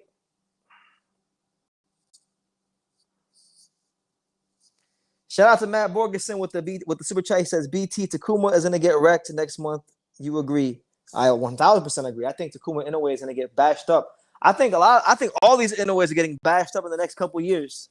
Takuma's been bashed up. He's getting bashed up again. And when Inoue decides he wants to come to featherweight, he's getting bashed up too. So I think tension's gonna beat him, and it'll be a quite comfortable win for him. So who do you think is gonna do it to Inoue? I've been shouting it from the mountaintops to anybody who will listen, and I'm gonna keep shouting it. It's gonna be Angelo Leo. It's gonna be the IBF champion. That's what's gonna do it to him. And you know who knows this the most? Mr. Honda knows this the most. Mr. Honda knows it better than everyone else that's going to be the guy that's going to do it to him. So when Inoue comes to featherweight, he's going to start talking about fighting Shushu. He's going to talk about fighting Ball. He might even talk about fighting Espinoza. But I guarantee you won't see him say Angelo's name because Mr. Honda knows who to not tell who to not fight because Mr. Honda's been in that gym. He's been in the gym and he's seen what Angelo's done to some of his fighters. So I'm going to leave it at that. I can definitely see Inoue looking past Angelo Leo. I mean, I don't know what you mean by that, but, he can look too past. It don't matter. If they get in the ring, he's losing to Angelo. I can't wait. When I was an amateur, I weighed 118. I had to spar someone like 147, 154. My coach at the time didn't care if I got hurt. That's what I'm saying. Like, I feel like the bare minimum is that your coach should care if you get hurt. Now, getting your ass beat and getting hurt are two different things. You can go to the gym and get your ass beat, but that doesn't mean you're hurt. Because getting hurt means, in my definition, is getting hurt is like being not able to come to the gym the next day or being out of commission all the way together. Getting hurt is your coach has to make sure you don't get hurt, but getting your ass beat is part and parcel of the game. There's no way in boxing that you'll spar all these really good fighters because there's a lot of good fighters in the world from all parts of the world with all different kinds of styles. Inevitably, no matter how good you are, there's going to be somebody bigger and badder than you that's going to come whoop your ass one day. So nothing wrong with that, but they got to care at least if you don't get hurt,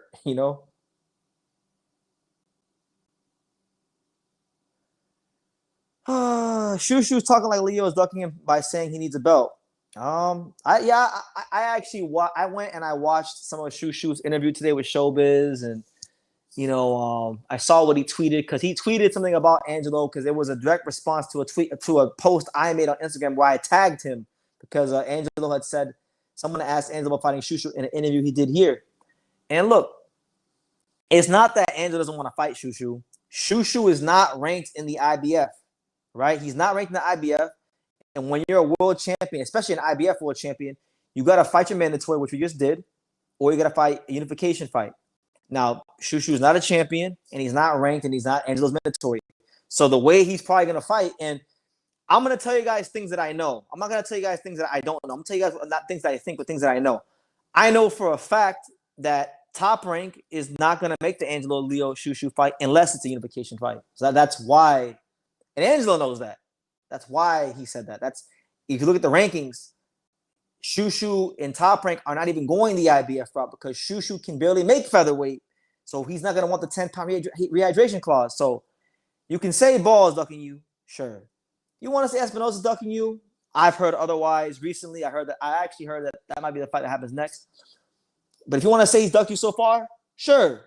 But if there's one guy I know for a fact one hasn't ducked you, it's Angelo. And I told Shushu to himself on Instagram, I told Shushu, I said, look, the fight will happen realistically around this timeline. So he knows.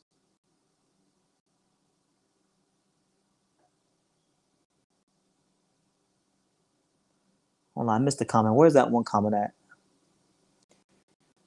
BT, y'all not worried that Inoue might make all the 126 guy fights so one guy can hold most of the belts and he can get undisputed only 2 fights. Hopefully you understand me.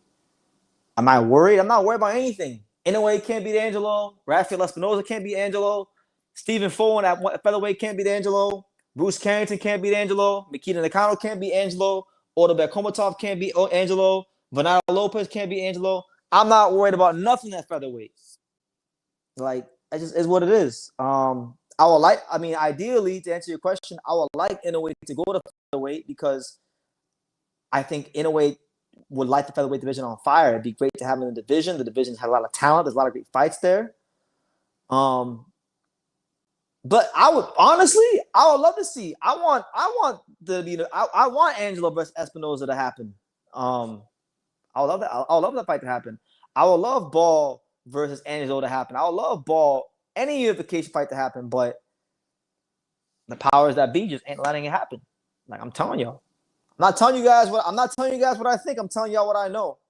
And mind you, there are certain things that I know that are not public information that I can't tell you guys, but I know certain things. The powers that be. It's not Espinosa and Angelo are guys I can see beating Inoue at 126. I think Junto is going to be the one to take Inoue's O, though. I don't think so. I like Junto, and I'm not saying that he can't. He's a great fighter. But nah, man. If Inoue's boxing, if Inoue sticks to his boxing, Junto's going to be in some trouble. Some big trouble.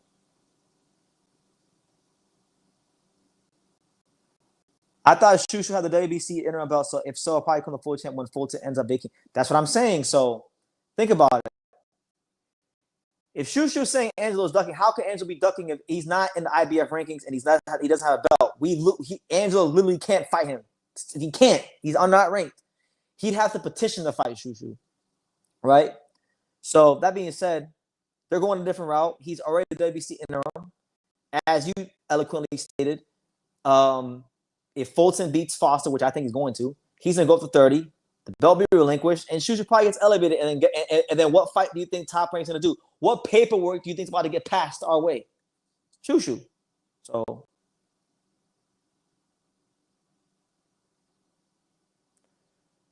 I think some of the stuff you said as well, like how much time and care Trent puts into fighters. Most of the sponsors are hard spars, and some are like every session can't be hard. Like look, guys, I'm not gonna get deep into it because I can't be disclosing things that happen in the gym. But like, I'm privy to in the Bay Area. We're training at a gym. We're training at Yuga trains at Virgil Hunter's gym. It's a very good gym. It's a high level gym, and I'm not gonna say like who I've seen spar and things like that. But like, I'm seeing guys that are like top fighters. guys that have won medals, been Olympians, fought for titles, things like that. And all their sparring sessions aren't even hard, right? So you can't if you go to a gym and every sparring session looks like Gotti versus Ward, that's not a good boxing gym, you know. I actually got asked Shushu about his. I actually got to ask Shushu about his take about his Sagawa fight. What did he say? What did he say about Sagawa?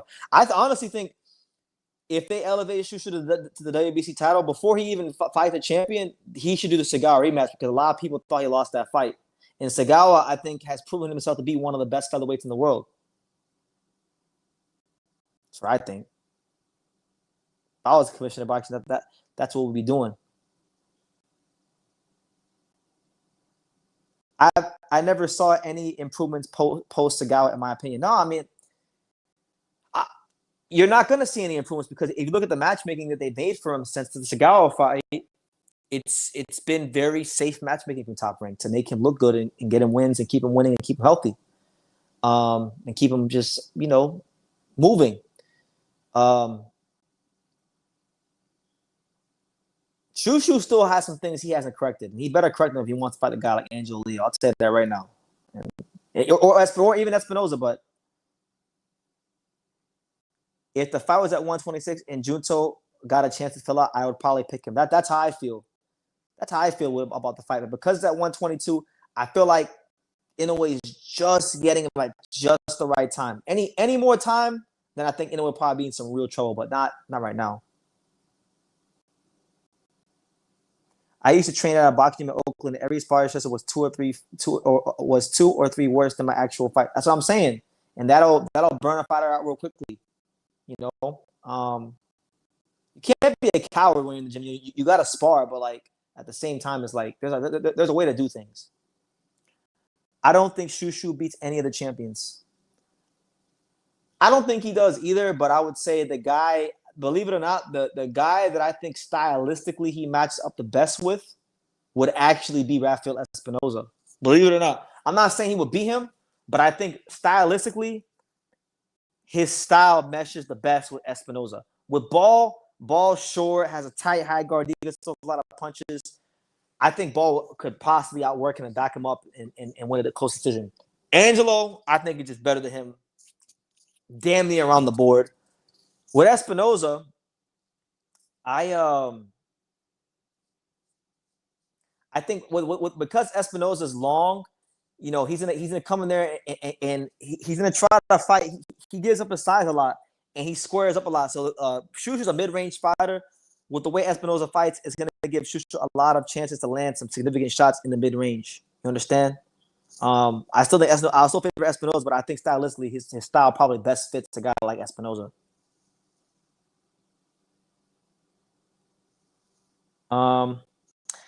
Angelo versus Trinidad next. I'm just looking at the rankings. No, I don't think Omar Trinidad is next because he hasn't even been ruled the mandatory yet. So yeah, not yet. Trinidad, I think Trinidad, if he is to get an Angelo fight, he probably gets it around this time next year. Just so long as he keeps winning and becomes the mandatory and things like that. I like Miguel Cuello, the featherweight from Argentina. He's going to be a problem. He's very good. He's a good fighter. I was very high on him early in the year. I've lowered my opinion on him just a little bit because of the performance I saw against the Dominican fighter he fought against. And I'm not going to say what it is, but something got pointed out to me by Angelo Leo's dad, and I'm like, damn it. Yeah, he's in trouble. He fights certain guys. He needs to correct it. But he's very good though. I think him versus Ball would be a good fight. I think offensively he's a very good fighter. I think does a lot of things very, very well. He's getting better at a pretty steady rate. So yeah, he's definitely one of the guys to look out for. Is Leo going to fight again this year? I don't think so. I don't think so. And it's not his fault, unfortunately. There's things beyond his control that I can't speak about. Maybe I will. But I can't speak about him right now. I hope he can, but I don't think he is. Yeah, I mean, I'm wide awake. I'm normally always wide awake at these hours. Especially in the Bay Area. It's not that hard. Shushu throws less than 10 jabs around. Horrible. I mean, look, like, again, Shushu has a lot of things he has to work out. I don't think he's a great inside fighter. I don't think he's a great outside fighter. I think he's he's an above average mid range fighter. That's what he is. Everywhere else, he got to work. He got to work at. Leo versus Brandon Figueroa should be a good fight for Leo because Figueroa had a good name fighting while PBC. I don't think that fight's gonna happen either because that was a fight that Angelo wanted when Figueroa was a champion at 122, and Angelo wanted that fight. Figueroa turned it down multiple times and avoided the fight multiple times. So, I don't think that fight's gonna happen.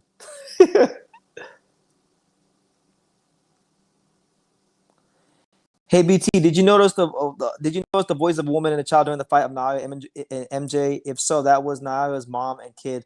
Many of them criticized them about that though. Well, you know what? I'm glad. You know what? I'm glad that they were there. They're making noise. They're making noise because sometimes I feel like the Japanese crowds, they're too damn quiet. So make some noise. Get fired up. Is Sugar Nunez versus Navarrete the next great Mexican war? Possibly, if it gets made. You know, they were saying in the media that Venado Lopez versus Espinosa is happening, but now I've heard the grapevine that it's not happening. So if that fight gets made next, I think that's the next great Mexican war. And truth be told, if Venado can make featherweight healthily, I think Espinosa is in for a very hard fight. I would even go as far as to say that I think a Venado that can make featherweight healthily is the best fighter that Espinosa's fought. I would say he's better than Robesi. And more dangerous.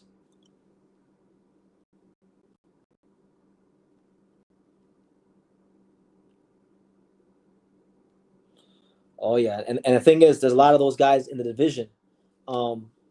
Espinosa's trying to box taller now. And I just think, too, because he likes to find the inside, he finds himself in a square position a lot. So Shushu, because Shushu does hold his feet and then Espinosa throws himself into a square position, he's going to have his chances to do some damage in the mid-range. So I feel like style, even though everybody will say, oh, well, BT, Espinosa's the best featherweight and Shushu's not that good. Styles make fights. I think style-wise, the styles mesh well. Better for Shushu than a guy like Ball or Leo. Matt Borgeson says, Eddie Hearn is looking like a fool this year. Shit. I like Eddie Hearn, but Eddie Hearn looks like a fool damn near every year. You know, the matchmakers at Matchroom, they're like really aggressive matchmakers, and sometimes they overrate their own prospects, and they get because of that a lot of their prospects and even some of the champions get beat. So, but why do you say that? Why do you say Eddie Hearn is looking like a fool? I want to know from you, Matt. Why does Eddie Hearn look a fool?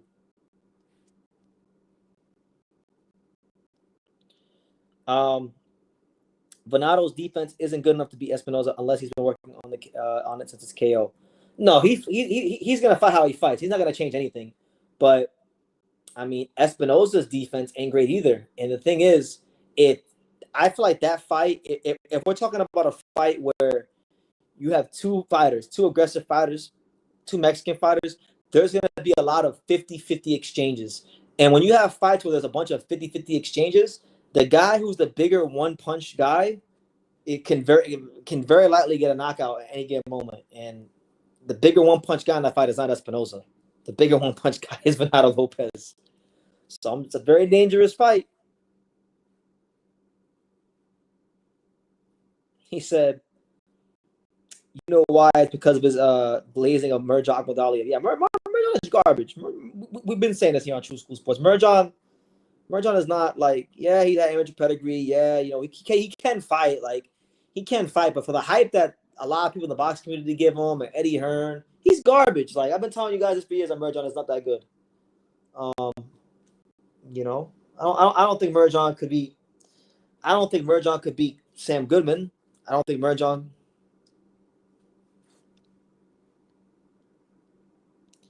You say Shushu lost to Sagawa. I thought Angel lost to Alameda. Alameda was still fighting and winning. Alameda just lost. Alameda just lost to Jan Santana his last fight. What are you talking about? He had a 4-fight winning streak at 122 against a bunch of guys in Mexico, and then he fought Jan Santana and lost convincingly.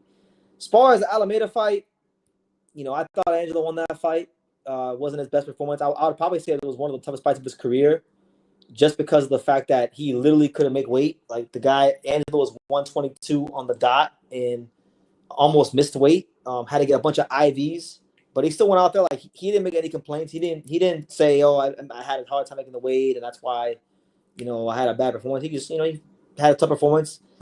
He needed that fight. If without the Alameda fight, I don't think he becomes world champion again. So I'm glad about the Alameda fight, but I mean, Shushu ain't won a world title yet, so you can't compare them.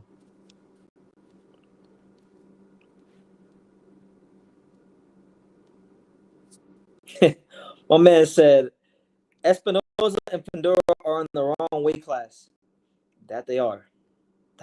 They're big. They're praying mantis with boxing gloves on. Oh man, I think Now this would be a fight. I actually don't know who will win this fight.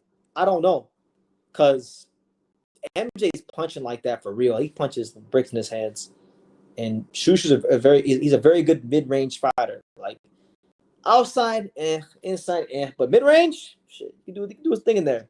I don't like that fight. That's a fight they should do.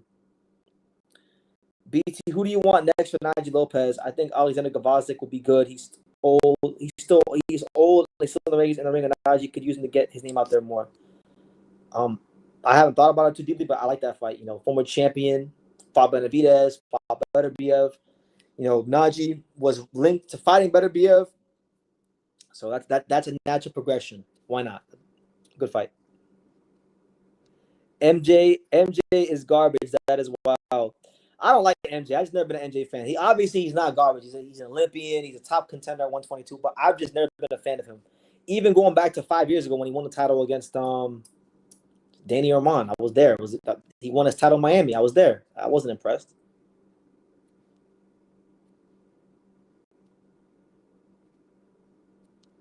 Just like Akmadali, if Inoue beats you, not gonna tell y'all hype him up. Do Inoue beats him easy. I never hyped up Merjon. I've said for years that Merjon is trash and Merjon isn't that good. I only had to tolerate the fight because Inoue refuses to go fight in the actual real weight class, featherweight. So I had to be fair. Hey, BT, is Bud more popular in the U.S.? It seems like he's gone through in the past. He's more known now. He's definitely more known in the sports world now. He's more mainstream now, so good for him. I still feel like, it's not hitting the way it should because boxing is not as big as it used to be because boxing just been in a bad state here for a long time. But yeah. Hyro says that Merjon cried like a bitch when he barely beat Danny Orman. Nah, man. I said Merjon was trash first. He did. Hyro said Merjon was trash first. He did. That was his thing for years.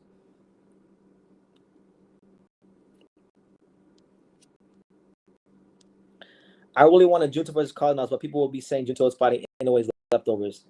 Yeah, and this Mexican guy is fighting now, Sebastian, whatever his name is, the 20-0 guy with 18 knockouts. That guy looks tough. He's definitely going to try to bring the fight to Junto. We know these high volume Mexicans that you never heard of, it can go either way. It can really, really go either way.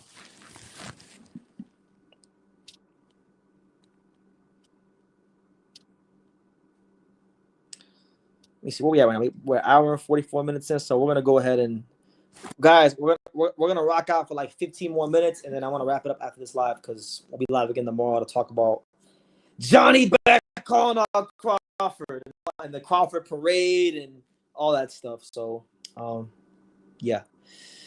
Who do you got, Tiger Johnson or Nicholas Frost? That's a very good question. I haven't thought too deeply about it. I'll go with Tiger Johnson. Did Abrasier Ramirez orbital won't end his career? I like Abrasier 126. I don't like to disrespect the very good talented champions. He was a very good fighter. I don't think it's ended his career, but I think it's capped. It's definitely put a cap on how far he can go. I mean, I don't think he'd be any of that. I mean, maybe he could be like a Nick Ball, possibly. I don't know. But yeah, he's his career is close to finished, in my opinion. Venado Lopez, and shout out to Matt. He says Venado Lopez should not be boxing anymore after that horrible brain bleed he had from Leo. He is damaged goods. He won't beat Espinoza. Well, look, man. I've heard through the grapevine, guys, that Venado Lopez and Espinoza actually isn't going to happen. But it's not because of Venado. Venado actually is the one that's asking for the fights. It's actually Espinoza who's trying to go in a different direction, from what I've heard. So we'll see we'll see what happens. But why not? I mean, we didn't tell Venado Lopez when to start his boxing career, so we can't tell Venado Lopez when to finish his boxing career. Now, look, I was there, and I was ringside, and I know how tough it was. I know better than anybody on this earth in boxing media the version of Angelo Leo he fought. He fought a very, very great version of Angelo that night, and he got the piss beaten out of him. And it's the kind of beating that will alter a fighter's life, not just their career. But he's trying to get back. He's trying to step up to the plate and get back in the mix. And this is a great way to do it. And I think stylistically, he's got a chance. So if the doctors clear him and he can make 126 healthy, then it's going to be what it's going to be. Anyway. Hold on. I think I might have missed a super chat. Hold on. Balance Element, he says,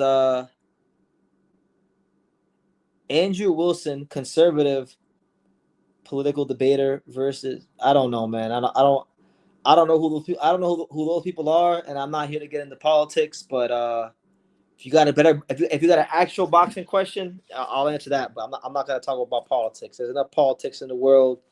You know, we can talk politics in regards to the Saudi Arabian government bankrolling Turkey al Sheikh and Ari Emanuel's connections to the White House. But that's about where I'm going to leave it when it comes to politics.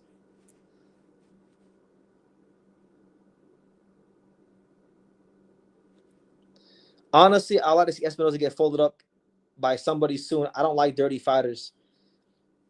It's probably, we'll see. Depends on who he fights. Depends on who he fights, champ. I don't know who Andrew Wilson is, but he'd whoop Destiny's ass. He's saying the Republican's going to win. Hey, shout out to you, champ. I'm not here to get into politics. BT is in bed so soon. He's going to sleep. No, I'm probably gonna make some phone calls after this live is done. I got some phone calls I gotta make. Who gives a turf fight at Boots? Bakram or Virgil Ortiz?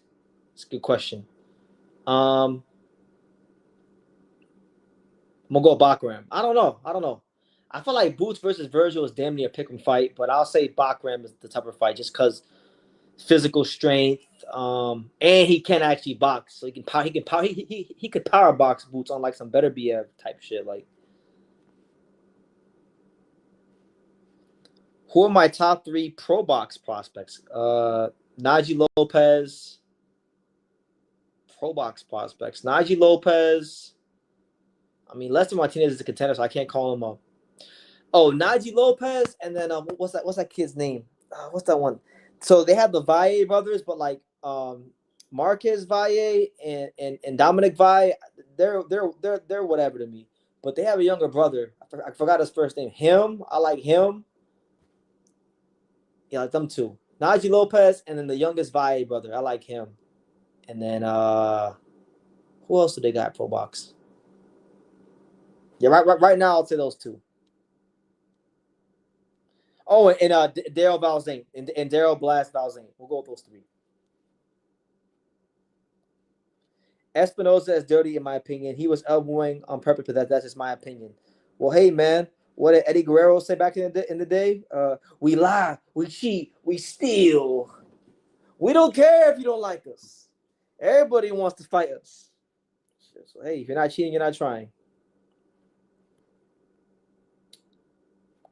Well, Basie almost beat Espinoza in the first fight. I gotta see it first from 126 pounder to put a better fight than the first Basie fight.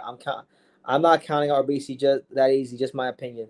I was there. I sat ringside. It was in South Florida, and I remember the angle I was sitting at. I could see in the Espinosa's eyes when he got up in the first knockdown. He was ready to go. It felt like it was about to be a routine, voluntary towel defense for Robeisy Ramirez. And then, of course, Espinosa showed his mettle. He showed his Mexican heart, and that's why we're here. We're here talking about him. Ain't it crazy how one fight can change everything? It changes the course history.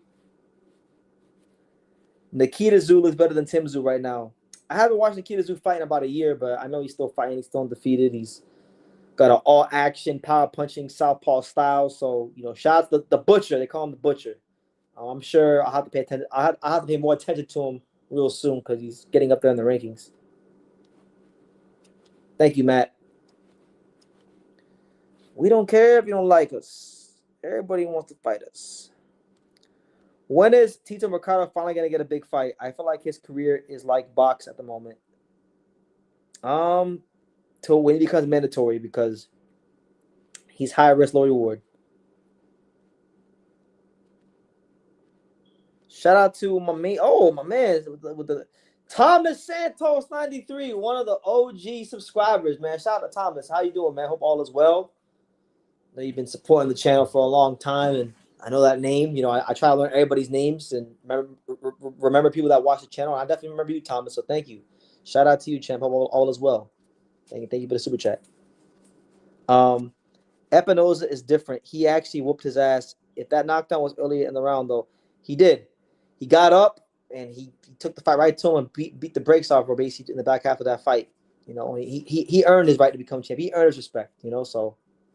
And you know what's crazy about it? None of the American media that was there interviewed him that week of the fight except me, which is crazy to me.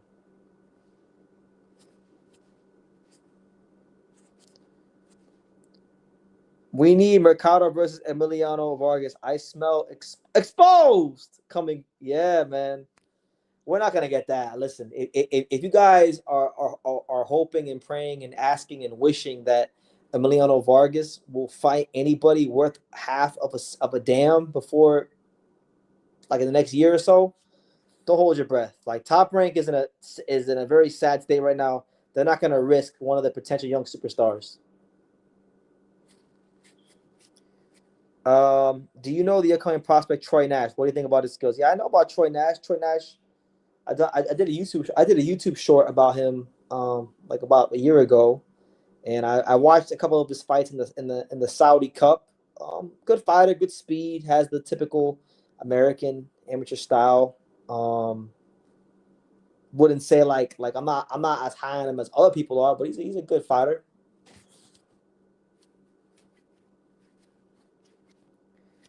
Nikita Tszyu versus Xander in the future. Fucking now that Xander's a Bad Bunny and is gonna sell on PR. Yeah, Xander's not. Listen, you know what?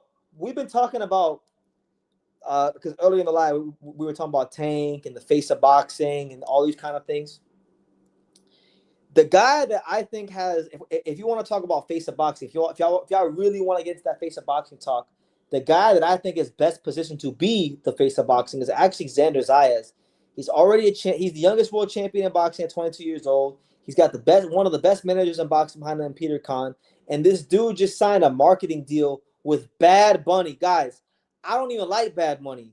I don't listen. I don't regularly. I don't like listening to his music like that. But I mean, he's probably the biggest artist in the world.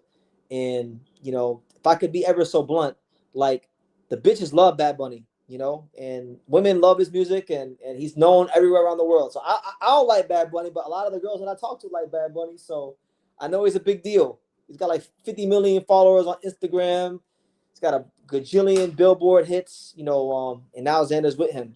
And Bad Bunny, in conjunction with Rima Sports. Rima Sports is an agency that started doing some work in baseball this year, and they signed a lot of the top baseball players. And now they're getting their hand involved in boxing with Xander. So listen, I'm telling y'all right now, all Bad Bunny got to do is put Xander's Eyes in a music video or make a song about him, and it's it. It's a wrap. Like, Xander's Eyes is the A-side against everybody. And that's the truth.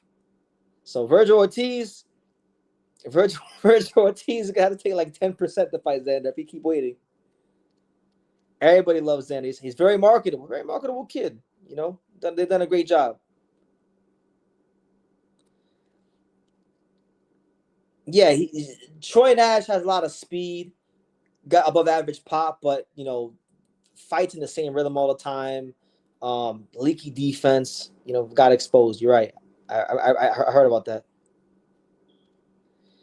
Yeah, the only time I like Bad Bunny is when I'm around like these girls I like. That's about it. But other than that, we don't really. Bad Bunny's not really in the rotation. Bad Bunny's only in the rotation when we get around these wavy light skinned Mexican girls in California or Arizona or or if we're in South Florida with the Venezuelans, the Cubans.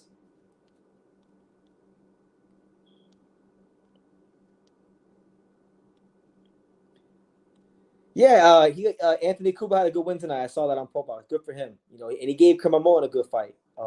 Could be a big fight down the road. Moulton better learn from Tank's mistakes and Broner's because he's starting to rap. He's starting to put rap songs out there now. I saw he put a little auto tune song on Twitter the other day out. You better not be like Adrian Broner, man. But don't be like AB. I just want Mercado versus Blair Cobbs. I think it's a perfect fight for both. I never thought about that matchup, but I feel like that would be an insane build up. Trash talk would be crazy. The styles would mesh well. I'm not against it, but the fight I want to see is Blair Cobbs versus Jin Suzuki. That's the fight I want to see.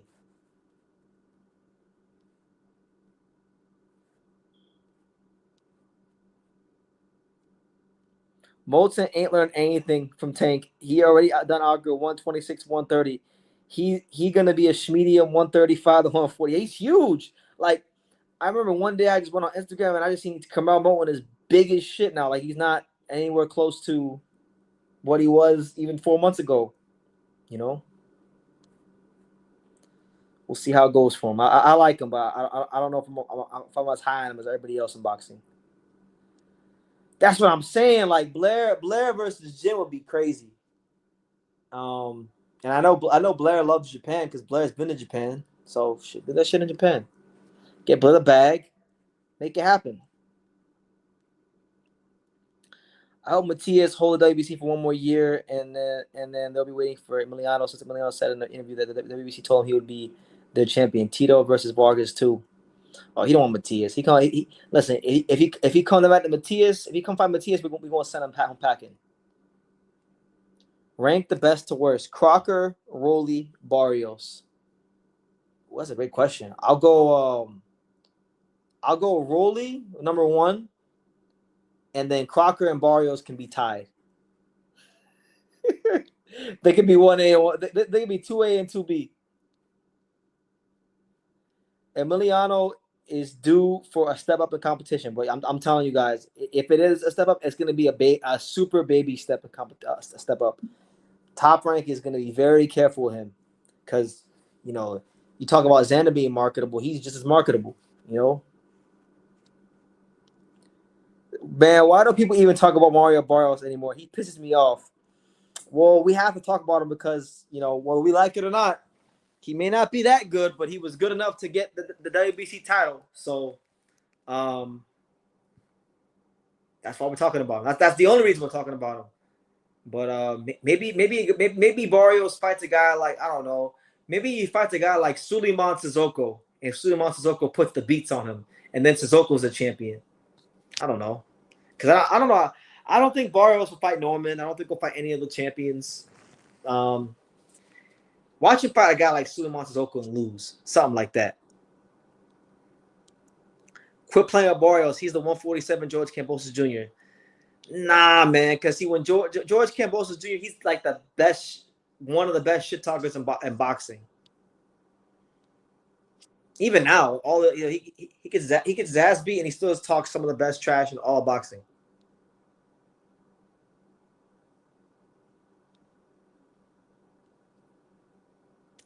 Give Barrios to Polanco.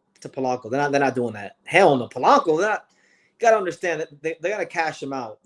Maybe Barrios versus Devin, or like if Devin wins, I can see them doing Barrios versus Devin, or I don't know, maybe no, I don't know.